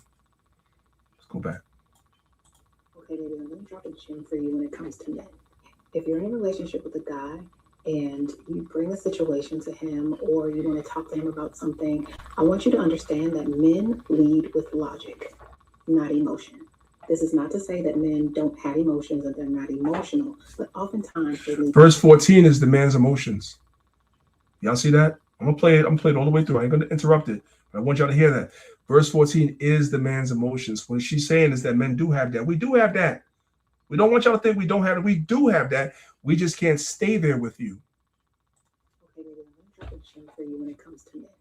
If you're in a relationship with a guy and you bring a situation to him or you want to talk to him about something, I want you to understand that men lead with logic, not emotion. This is not to say that men don't have emotions and they're not emotional, but oftentimes they lead with logic. They're trying to solve a problem, and it's very black and white. There's no gray area. They're trying to solve a problem. Now, in the same vein, if they've ever come back and then told you how they felt, that's them then processing the emotion after the logic. But we, on the other hand, often lead with emotion and then logic, which is why oftentimes we're the one finding ourselves needing to go back and apologize, if y'all even know what that word means, because we may have reacted in a way that didn't fit the situation. That's called emotion regulation. But nonetheless, men lead with logic, then emotion. Women lead with emotion and then logic. And that's what get us in trouble sometimes. So the man will sit there with his emotions for a short amount of time, listening to those 7 watchmen inside of his head, and then he's gonna default automatically to logic. Okay, let's reason and figure out how we deal with this, right? And then once you're past the problem, your husband will come back to you and say, "This is how I felt in the situation." You wonder, "Well, I didn't know that then," because that's not how leaders do. After you get past the problem, then he's gonna let you know, "I was feeling just like you. I was worried just like you. I didn't know how this was going to end just like you, but I couldn't let you see that. I couldn't stay there with you." So you thinking he's not loving you, he's not understanding you. No, he's doing exactly what he's supposed to do, because that's what love looks like. You don't allow your relationship, your wife, your children, whatever the situation is, you don't allow them to stay in that situation. You got to be the leader and lead them out of it. So you can't appeal to your emotions. You cannot appeal to the 7 watchmen that's in your head telling you, "Hey, brother, this is messed up. Ain't this messed up? This is messed up, brother. Why are you in this?" You can't deal with that. No. You have to figure out how to get out of it. Let's go to the next one. For the man who loves through logic, I see you. The way you translate affection into action, how you solve problems instead of reciting poems. You love by building stability. You love by remembering the small details no one names. You love in ways that look like lists but feel like loyalty. They may call you calculated, but I call you careful. Every plan you make is a promise in motion. Every task completed is a quiet, "I care." You don't need to perform passion. You practice it. Your order is your offering. Your reason is your romance. And even though emotions don't spill easily, they still live loudly. I read them in your consistency, in your commitment to clarity. So a man's emotions is in his consistency, but people don't recognize that. Let's continue. For the man who loves through logic, never apologize for precision. Your method is mercy to the world's chaos. Your presence is the plan that works. May you be met by a woman who understands that calculation isn't cold. It's curated care. That your structure is how you say, "I'll never let you fall." So we're just going to let that sizzle in your spirit. I don't have to add to that. That was profound. That was super profound, man. That was a good one right there. Go ahead, Priest. Yeah. There's another way a man loves. So we all know the proverbial way it goes, right? You're walking on the street. The man stays on the outside in case a car comes off the sidewalk, onto the sidewalk, right? He'll be hurt first. But she wants to know, why can't I walk on that side? He says, I want to keep you safe. That's his way of saying, I love you. You looking for something romance, you looking for him to sing the Boys to Men or the Jodeci song. That's not how love looks. You just don't recognize it. Love is not an action. Love is an action, not only words. 1 John 3:18, my little children, let us not love in word, neither in tongue, but in deeds. That's an action word, and in truth. Listen, not every man. The silent ways men show love. You're looking for the romantic ways. You're looking for him to sing you an R&B ballad. But there are silent ways a man shows love. And most people don't recognize it because they don't understand, man. We're taught not to understand each other. Man is going to look you in the eyes and say, I love you. Not every man is going to write a long text or pour his heart out over the phone. But that doesn't mean he doesn't feel it just as deeply.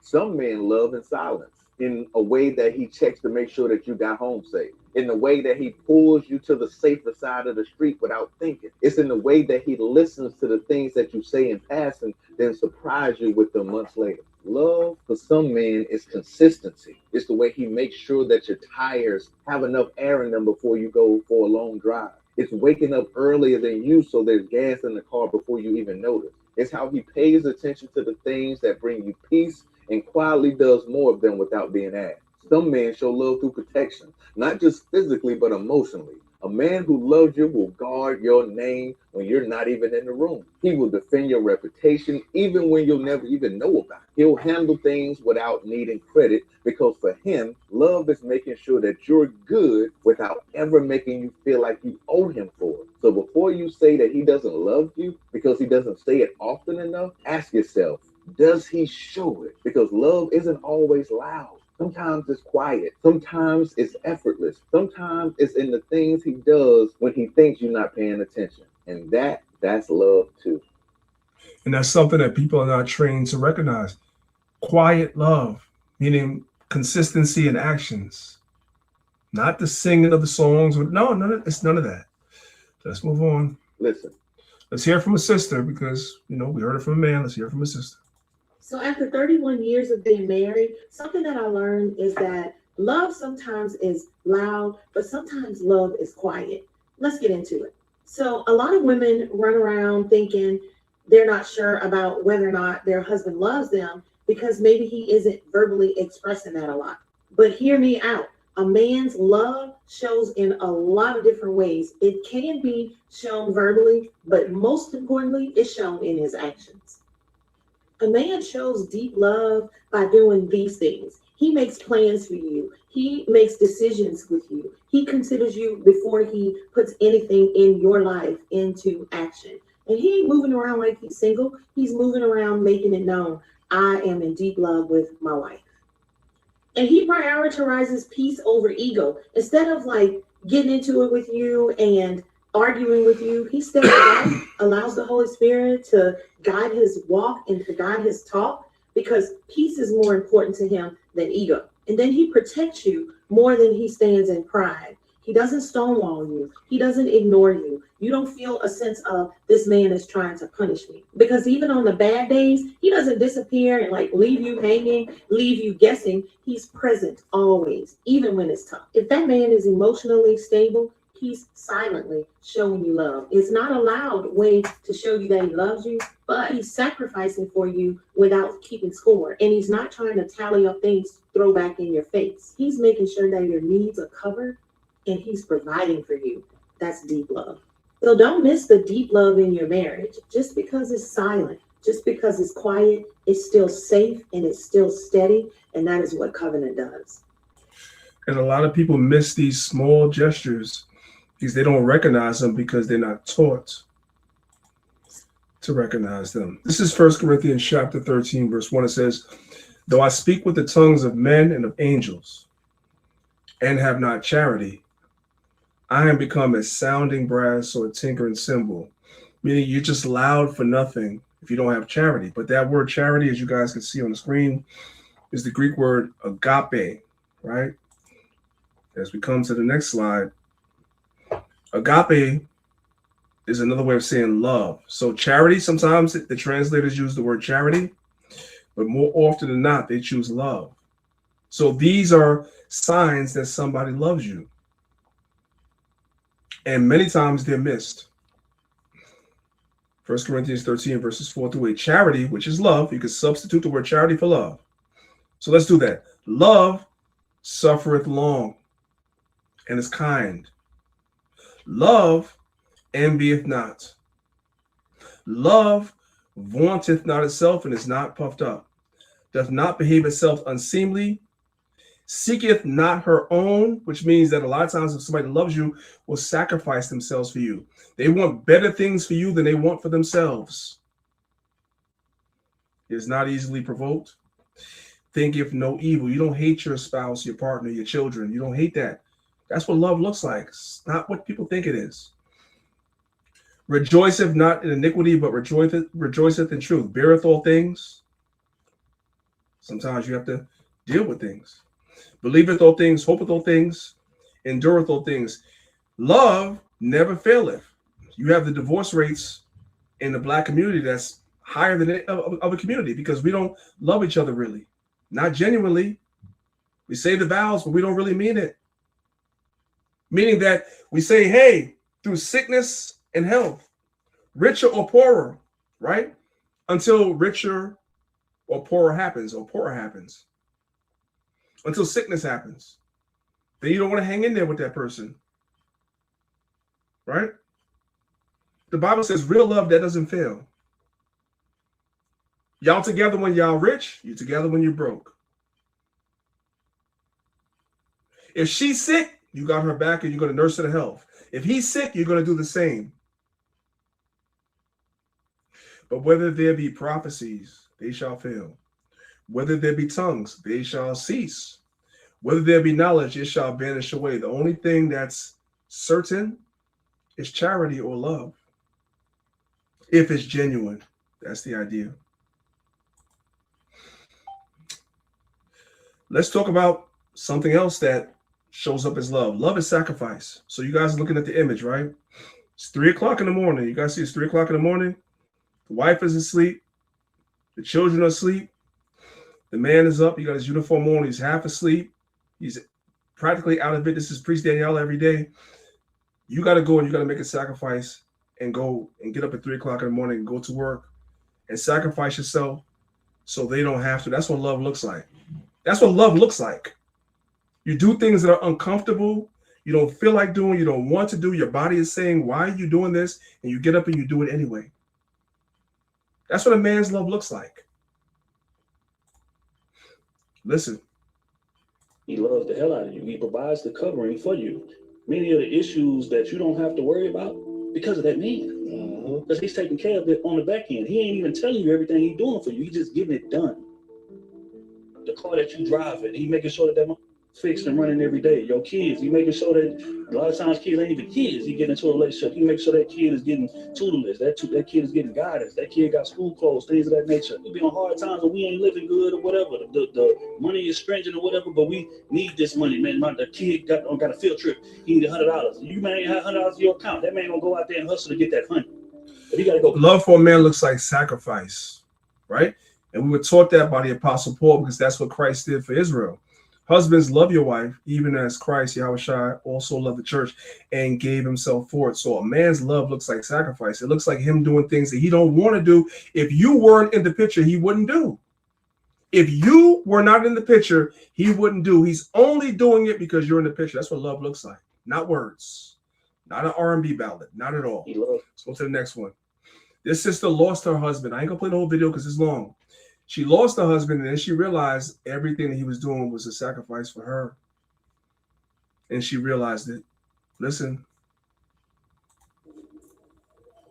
When a man loves you, you know what he's going to do?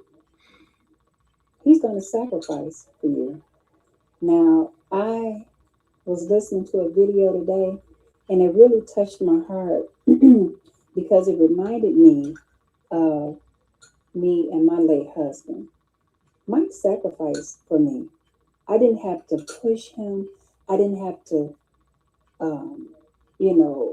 I didn't have to do anything. He wanted to do. He wanted to do it for her. She didn't have to do anything for him. He wanted to do it because that's what love looks like. She understood and recognizes that now. You were looking for the words, I love you. A nigga that don't love you could tell you he love you because he wants something. But love look like something. Love look from a man looks like something, and that's what we've been examining for the last 3 hours. I'm kind of speeding up a little bit because there's a part I want to get to. Let's listen to this brother right here. There's certain parts of the happiness you're going to have to give up to make sure the family good. That's part of our journey as men. And you start to realize that, okay, that feeling, that emptiness, that hurt that I had, that's nothing, because I know that I can deal with it. I can take that pain. If that means my son gonna be straight, or my daughter gonna be happy, or my wife good, I'll take that for them. And that's what the scripture is saying. That's what Christ did. I'll take that crucifixion if my people is good. The Bible is teaching that that's the spirit of a man. That's how a man shows love. You're looking for him to come and sing you a romantic ballad. He doesn't buy me flowers enough. That's not how love looks. I'm not saying a man shouldn't buy his wife flowers. You should. Of course, there should be those gestures that are physical gestures for you to buy her flowers, take her on dates. Of course. But that don't mean he love you. This is what it means he loves you. When he's not good, but he's good because y'all good. That's what you don't understand. My son gonna be straight, or my daughter gonna be happy, or my wife good. I'll take that for them. And a lot of men don't get to that point as fast as I guess the world wants us to. Do you feel like that's going to have an effect on you where it's like you're the only person in the household that's suffering, that's not getting outlet or somebody to lean on? Hey man, that's why your dad cry when you get grown and you tell him you love him. That's why granddaddy sit there and he don't know what to say. Did y'all hear that? When you as a man, you know what I'm saying, you as a father, you raise your son, and your son gets older, he comes, he tells you he loves you, he appreciates you, he understands you. That's why men, at that point, they break down because they understood. Before that, nobody understood. Nobody told you that. Nobody appreciated what you did. Nobody understood the sacrifice you made. You was okay with being the only one in the house that wasn't happy, that wasn't getting what you wanted. You okay with that for everybody else.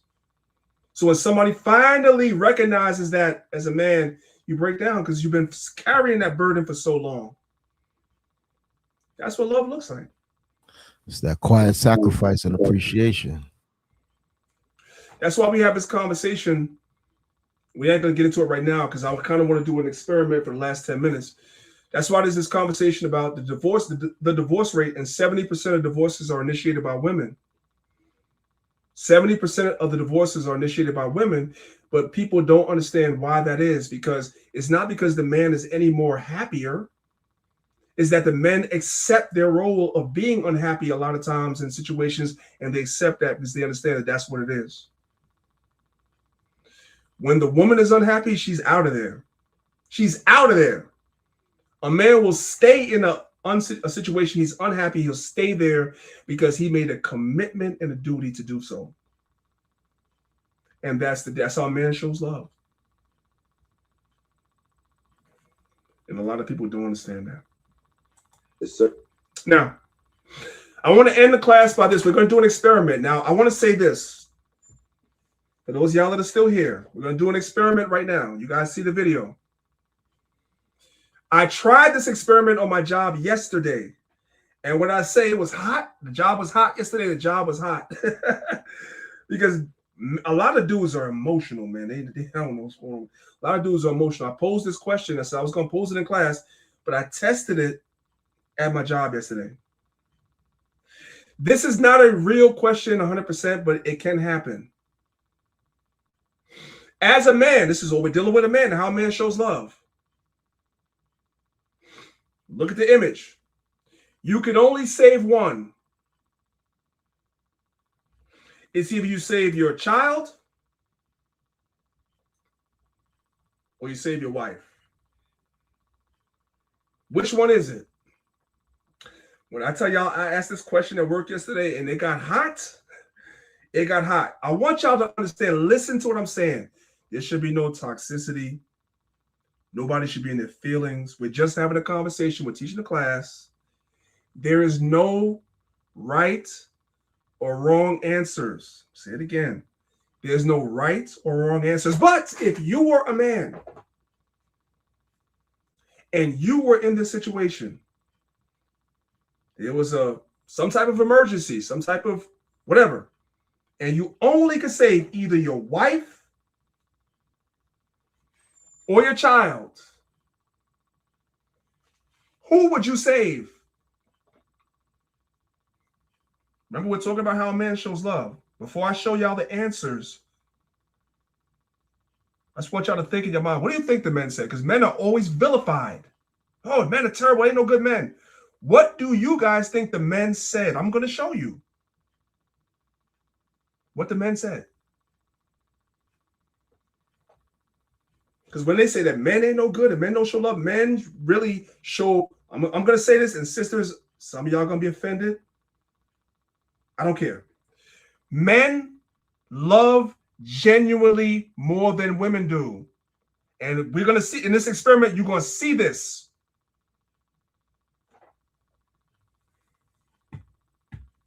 Between this lesson and the one I do for the women, you're going to see a man's love is more genuine than anything. Because he's never thinking about himself. I'm giving y'all a clue. When the women were asked the same question, because we asked the women the same question, they were thinking about themselves. The men are always selfless in the situation all the time. I want y'all to know that. Okay. First, this is from the It's Given podcast. This lady here, she asked her father that question. And I want you to listen to the answer that the father gives. And again, so nobody gets emotional, there's no right or wrong answers. Your answer may be different than her father's. That's okay. I'm just showing y'all something. Listen. You can only save one. Your wife and your child, the other will die. Who are you saving? I'm saving my wife for sure. So if it was He didn't even hesitate. He said he's saving his wife. If he has to choose between saving his child and saving his wife, he's saving his wife first. Do y'all think that's the same answer the women gave? Let's go back. Let's go back. But men ain't shit. Men don't love. Men don't know how to love. Listen. You can only save one. Your wife and your child, the other will die. Who are you saving? I'm saving my wife for sure. So if it was me, you gonna let me die? I would hope maybe I can come back and look for you, but I'm saving my wife for sure. Okay, break it down, please. Because everybody keeps saying to me, Sarah, you ain't never had kids, so you don't know the real answer. I said, my husband. Yeah. Why do you say mom? The fact of the matter is, like, I can have more kids, thankfully, but I can never have a queen and another wife, another life partner, and the woman I love, like your mom. I can never have that because there's something special about that one that you truly love, and you will never have that in another person. So she becomes that diamond in the rough, and that's my life partner. You know, that's who John has given me. Mm-hmm. I honor that. And I know that, she would be my first priority. And I would try to save the kid too, but she would be my first priority. Mm-hmm. Meanwhile, y'all are told that there's no good men out here. But the man understands, the scriptures tell you leave your mother and father and cleave to your wife. Why do you guys think he answered the way he answered? I'm going to tell you, because the children at a certain age, they're going to grow up and leave the house. They ain't going to mess with you no way. Once they grow up, they're going to get to a certain age. They're going to leave the house, find their partner, and you'll be lucky when you get a phone call. So he said, I'm going to choose my wife because that's the person that's going to stick with me after they're gone. That's the way men love. You said he didn't buy me flowers. You don't understand how you don't get it. You don't get it because you're not taught to get it. Let's go to the next one. You can only because you think that was just him. And this is not an easy question. I'm not a big fan of Cam Newton. Nevertheless, I want you to understand this is the dilemma of a man. Listen to Cam Newton. You're on a boat in the middle of the ocean with your wife and one child, very young. It's the only child you have. They both get lodged into the water. They are knocked out. You can only save one. The other will die. Who are you saving? Who can swim? They're knocked out. Neither. Neither can swim. You can only choose one. The other will die. I'm going to die saving them both. If that's not an answer. So real quick, I want to say this, right? That was the answer. Wait, hold up. I want to go back a little bit. I'm going to play from the beginning. That was the dilemma at my job. Everybody wanted to be like, save them both. And I was putting pressure. No, you got to choose. Oh, it's not a good question. It's not logical. I don't care. You got to choose. I'm testing you as a man. You got to choose. So at first, Cam was like, I'll save them both. That's not the answer. You only can save one. You're on a boat in the middle of the ocean with your wife and one child, very young, the only child you have. They both get lodged into the water. They are knocked out. You can only save one. The other will die. Who are you saving? Who can swim? They're knocked out. Neither. Hmm? Neither can swim. You can only choose one. The other will die. I'm gonna die saving them both. If that's not an answer.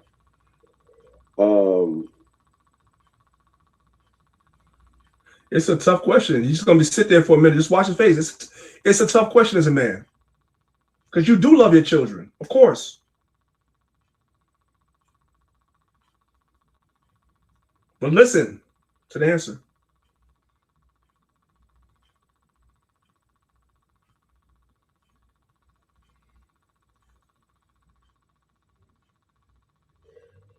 My heart says I'll save my children. My mind tells me that I should save my lady. Y'all hear that? That's 2 for 2. Both times the men said, I'm saving my wife first. Let's go to the next one. But men don't love genuinely. Men don't love. Here's Waka Flocka. He was ready for this question. Listen. Scenario. You're on a boat in the middle of the ocean with your wife and child, and it's still a young child. Both of them get lodged into the water. My wife. You're going to save your wife? Yeah. Why? It's my wife. Who told y'all that men don't love genuinely? Because he ain't buying you flowers. He don't take you on dates. He don't take you on vacations. Do y'all see? Am I the only person seeing this?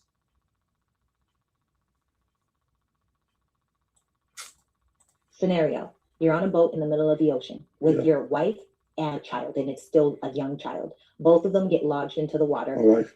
You're going to save your wife? Yeah. Why? It's my wife. Period. That's it. I love my wife before I love my child. How the f could I choose my child over something or someone that created you? Come on, respectfully, I gotta make another one. Cause I cannot make the same woman I love. It's impossible. It's impossible. Like you can't play with love. Like real talk. And this ain't for people that's inspiring to be loved or living in just one apartment with each other. The conversation, it's real. So I know that kid, we wasn't meant for you. I feel the same way. Right.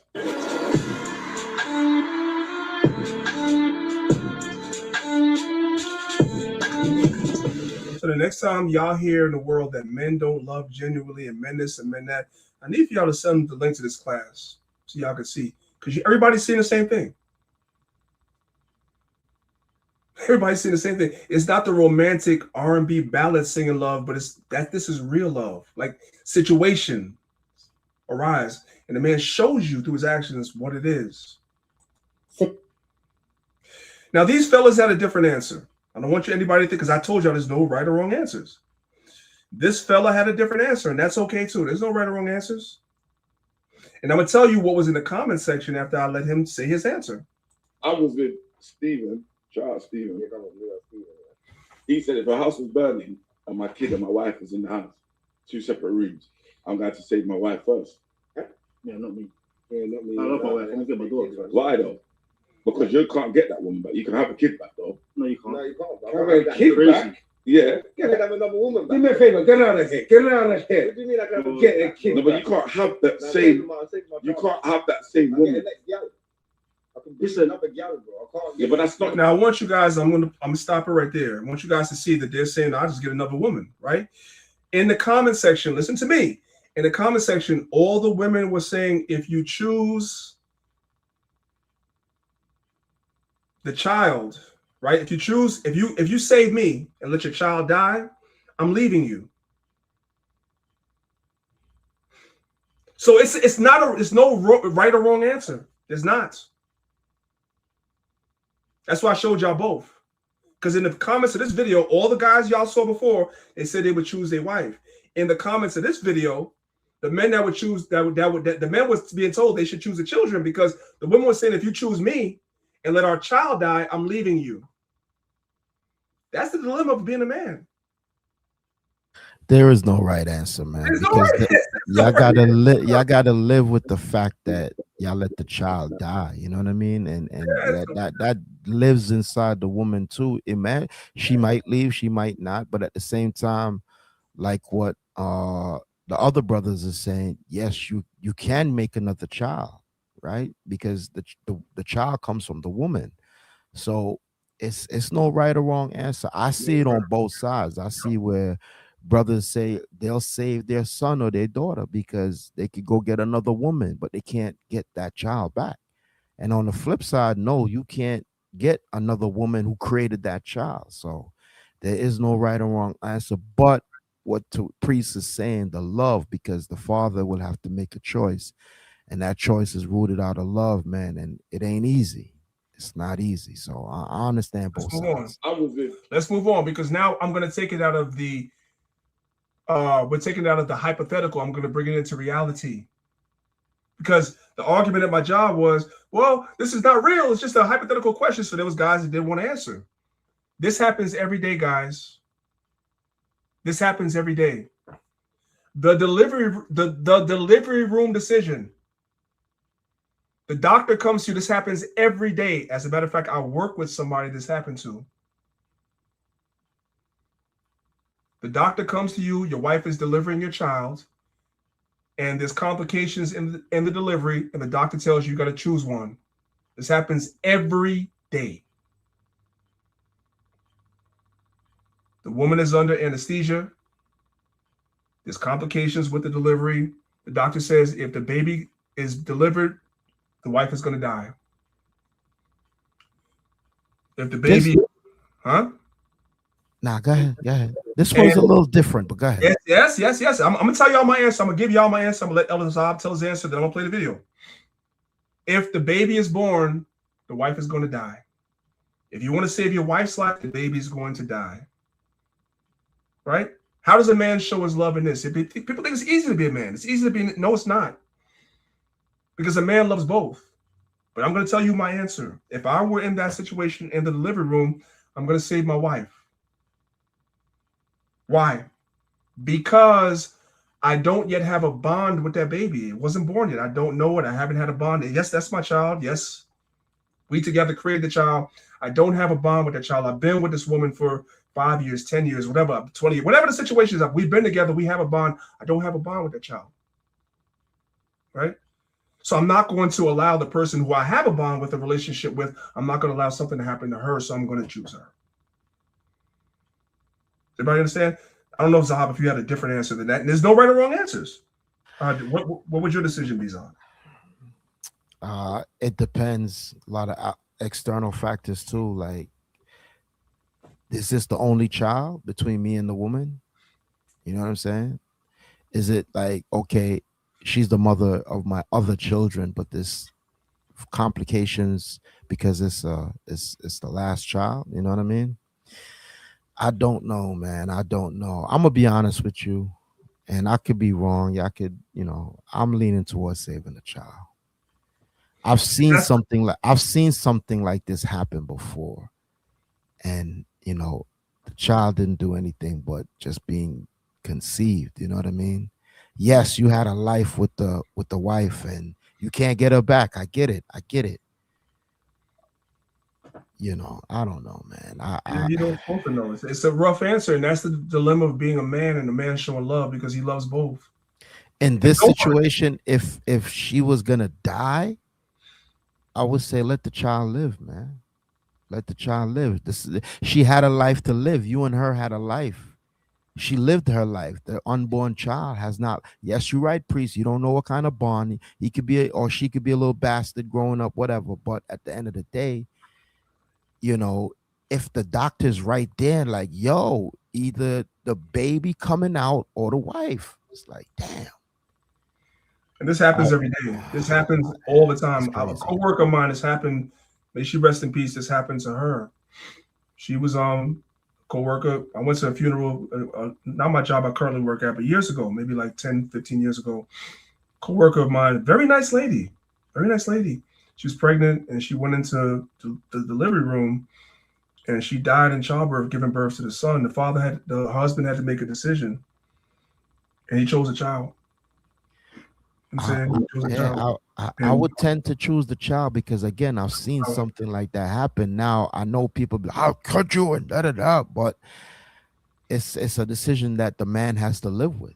You see what I'm saying? I will choose the child because again, like I said, the mother, she had a life, she lived a life. That don't mean I don't love her any less, but you're putting that burden on me.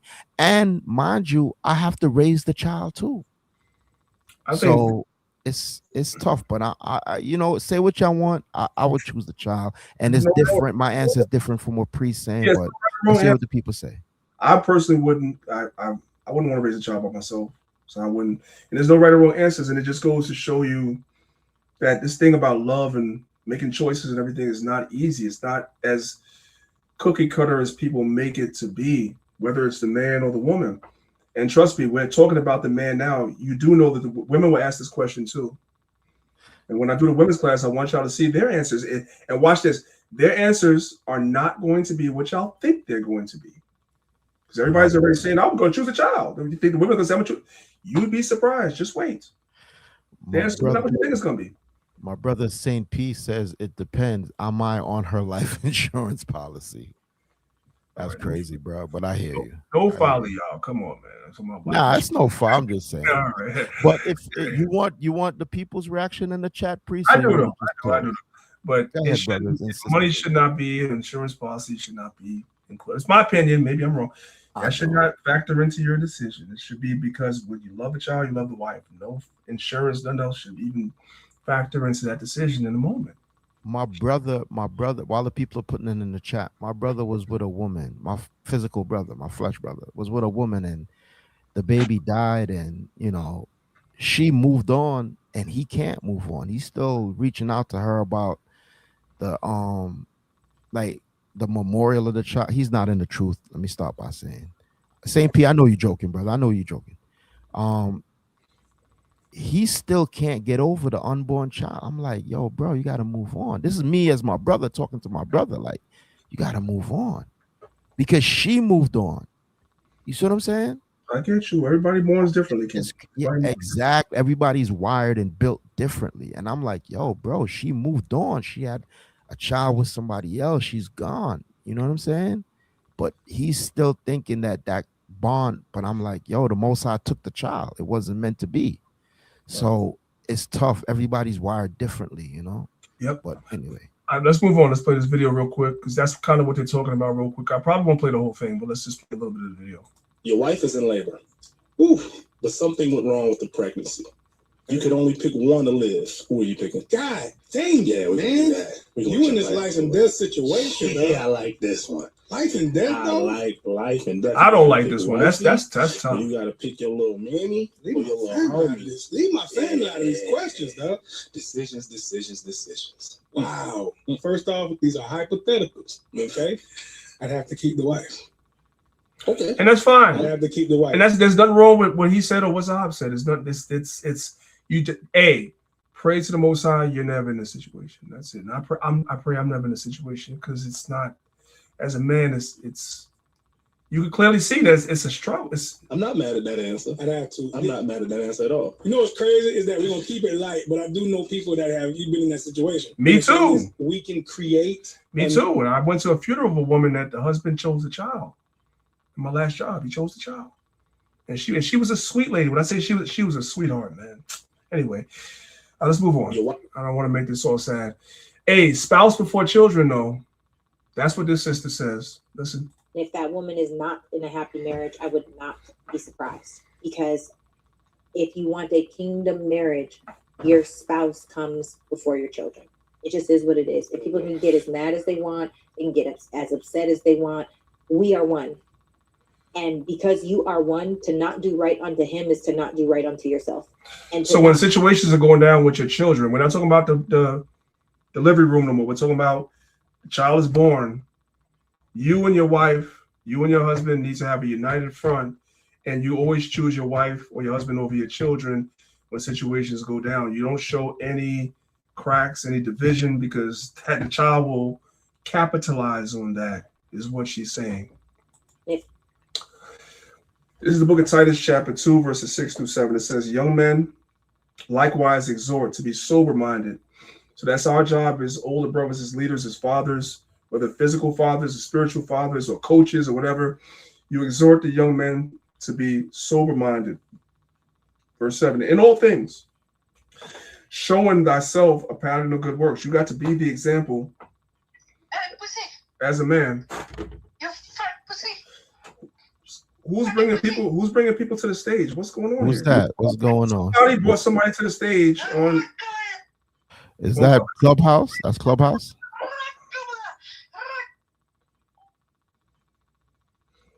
Somebody brought somebody to the stage on Clubhouse. That's what happened. Somebody on the stage had to bring that person up for that to happen.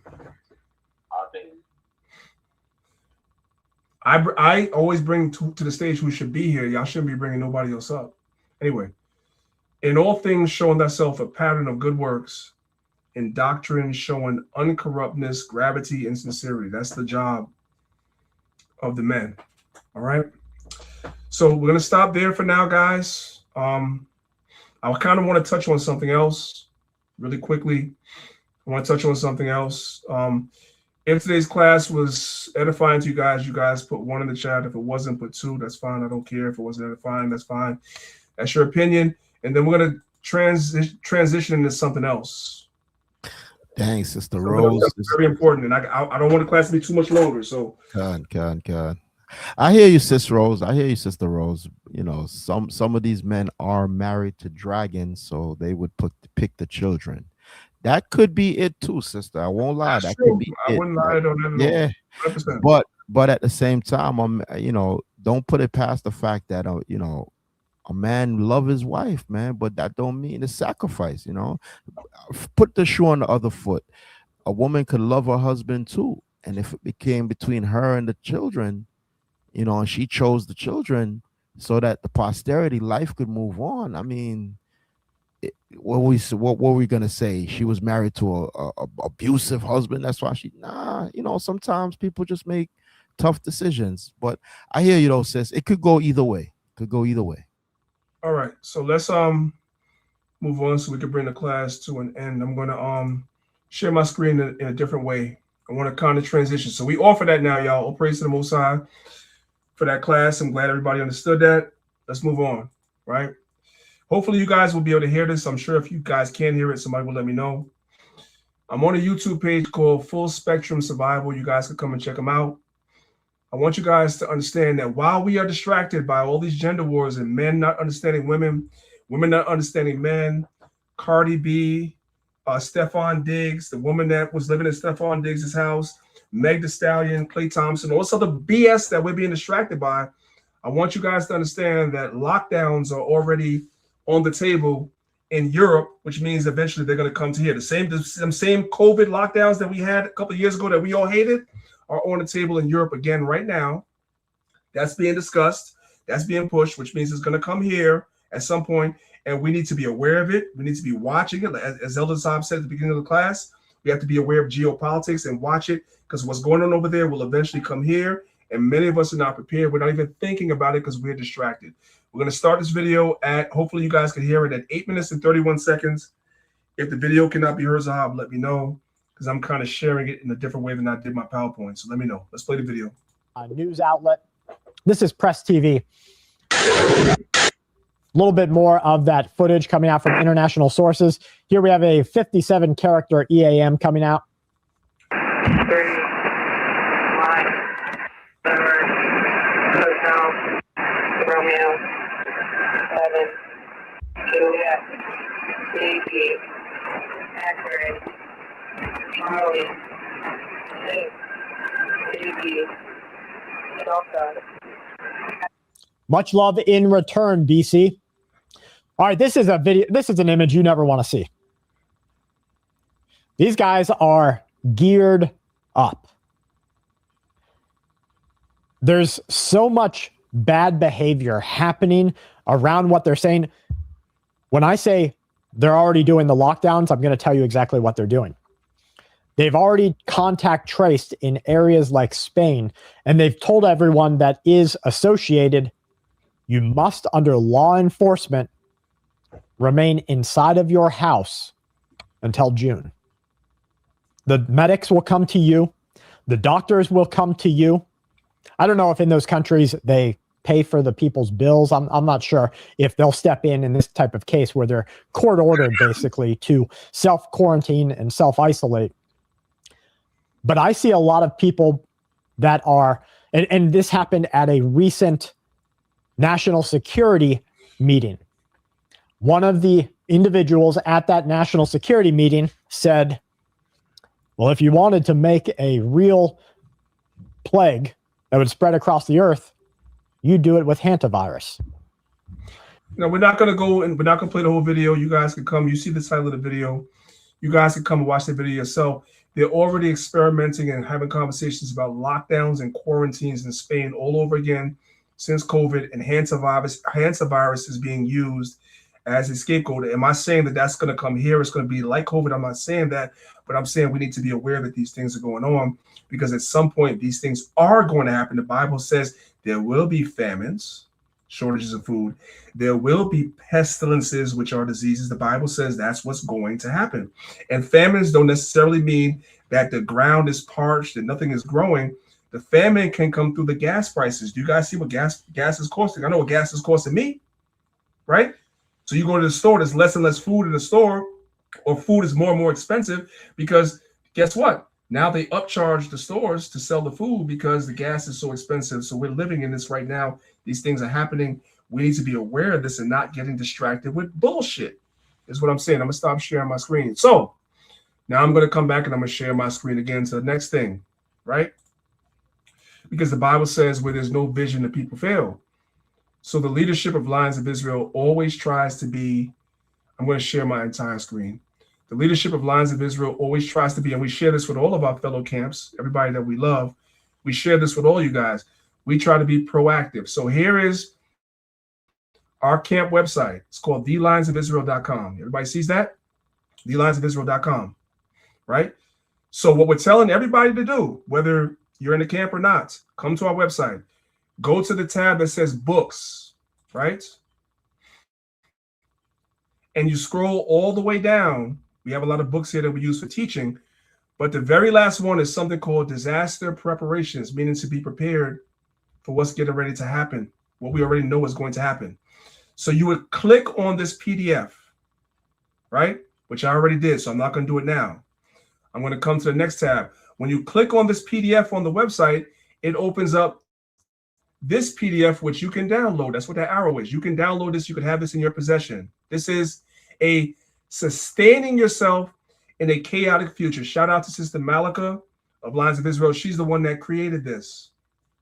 And it is literally a PDF of how to prepare yourself, things you should have in your house, things you should individually have in your houses, and things as a camp, as a body. If you're LOI Detroit, if you're LOI Colorado, if you're LOI New Jersey, Pennsylvania, whatever, these are things we should be doing together. Zephaniah 2:1, gather yourselves together. These are things we should be doing together as a unit, because everybody doesn't have money, so you can't afford to buy everything on this list.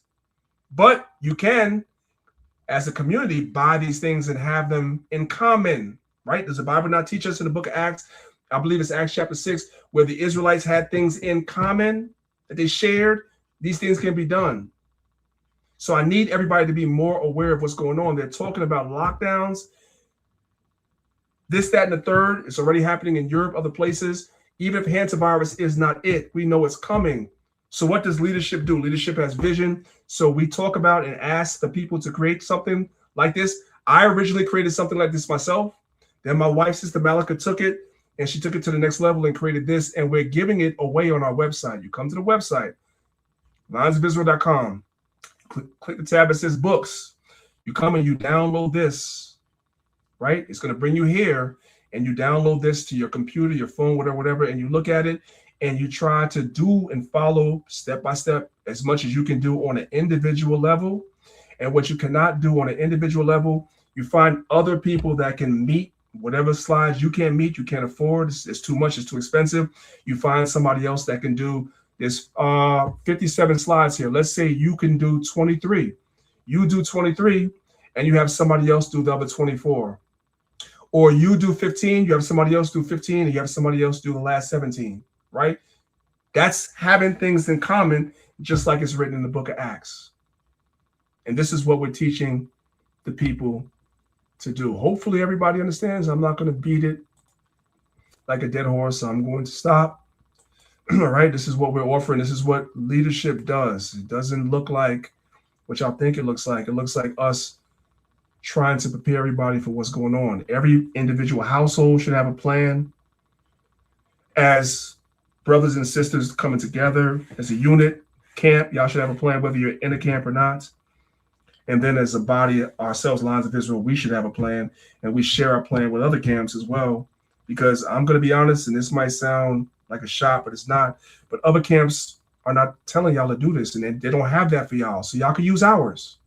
Because we're not about our camp, we're about our nation, first and foremost. So y'all can use ours, or you could tell your leaders to take ours and make one for y'all camp. It doesn't matter. We're not one of those camps that keeps things to ourselves. It's all about us. It's not that. So hopefully everybody's following along. Everybody understands. That's it for me. We've been going for 3 hours and 20 minutes. This is the longest class I've ever done on the Sabbath. I hope y'all definitely were edified by the class. Elder Zab, do you have anything? Because I'm about to get out of here. No, but I do want to say, brothers and sisters, stay in touch with us. You know what I mean? Stay in touch with one another. Some of the things that's on the list, you could get now. You don't have to wait for anything to happen. You could get some of them things now. The things that you can do it, right? But, you know, like Pri said, the things that are more expensive or you need help with, then that's where you get together and fellowship with other people. So I do want to say this, dealing with that, you see all these people used to make fun and call camps and cults and this, that. All you out there, you not in the camp and you bashing and you want to be an individualite, it ain't gonna work out good for you. You know why? Because at least you in a congregation, I could call on priests. If I can't get priests, I can reach out to Captain Zakaria. I can't reach out to Captain Zakaria. I can reach out Priest Palaya, Captain Arawa, Sergeant Micah Allah. Hey, if none of those work, well, I'm going to Detroit then. You know what I'm saying? Captain DeBach. You see how a congregation works, where you can reach out to this one and that one, right? If you by yourself, and the scriptures talk about two is better than one, because if one be overcome, then, you know, what else? It's almost like you tying a cord. A three string cord is stronger than a 2-1, right? So it's good to be among like-minded people. Y'all can plan, strategize, and put things into work. And yeah, we at this time right now. I pray this thing will just disappear, but I'm seeing that it's not, you know, I don't want to interject theory and whatnot, but I think that it might be, they might use it. You just never know. So the best thing to do is for us to be prepared. All right, brothers and sisters. So I appreciate y'all staying here with me for the 3.5 hours almost that we did class today. Hopefully y'all were edified. Listen, for everybody that's still here, many of y'all are on the channel. You do not even know you're not subscribed, because this is a new channel that we created because YouTube has shadow banned Maccabees TV. So many of you are on the channel right now watching, and you're not subscribed, which is Lions of Israel Congregation. If you are there and you have not already subscribed, can y'all please take a moment? Y'all sat here with me for 3.5 hours teaching my heart out. Can y'all please do me a favor, do us a favor, and make sure you are subscribed to this channel. If you're not, if you're on another channel, come over to Lions of Israel Congregation and subscribe to the channel. Hit the notification bell so you guys can be notified every time we go live. It's your brother Priest Daniel, along with Elder Zahab, representing Lions of Israel Maccabees TV. Most High Live will be here next week, and if y'all enjoyed the class, maybe next week I'll do the side for the women and talk about how a woman shows love, because sometimes some of you brothers think your woman is nagging you, right? She's not nagging you, she's loving you, you just don't know it. You don't recognize. I'll talk about it if y'all want me to talk about it next week. All right? Until then, make sure y'all subscribe, hit the like button, and let's take it back to the classic, man. The first time that there was a pandemic in the world shut down, we made a song about it. Shalom.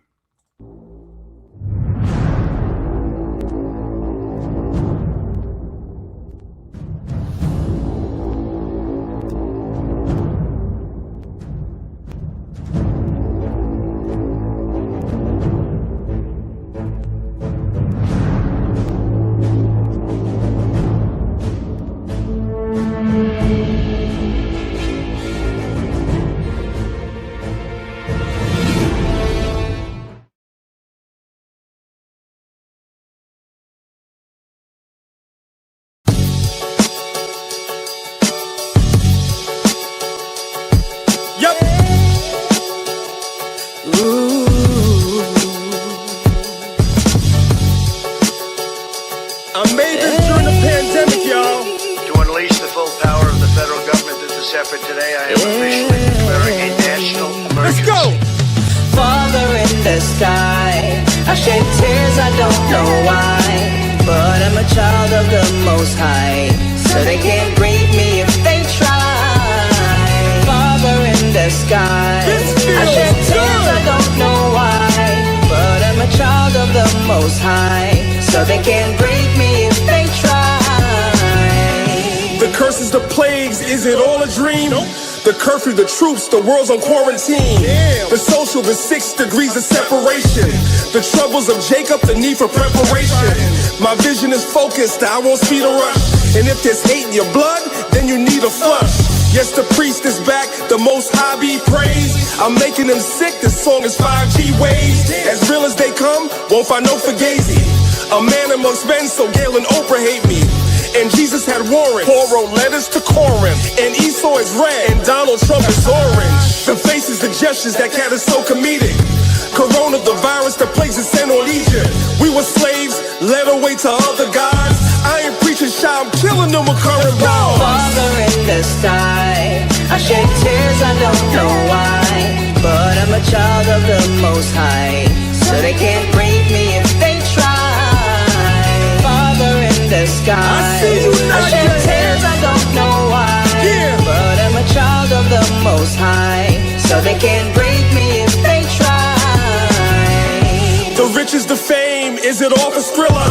The mask and the gloves so COVID doesn't kill you. The panic, the fear, the news is so fallacious. The Isley, the brothers, they say it's so contagious. The doctors, the nurses, the need for ventilators. The 1,200 cash they gave to stimulators. The signs and the warnings, don't forget the scriptures. Prevention and cure funded by special interests. Still in the streets, surely. Some say that he's worldly. Flow is sick like why Tekashi got released early. The judges, the lawyers, they say there's no defense. Season 8 Game of Thrones, cause it don't make no sense. And that's the rundown, TV is saturated. The fear is the push to get us vaccinated. We were slaves, led away to other gods. I ain't preaching shy, I'm killing them with current laws. Father in the sky, I shed tears, I don't know why, but I'm a child of the Most High, so they can't break me if they try. Father in the sky, like I shed tears, I don't know why, but I'm a child of the Most High, so they can't break me if they try.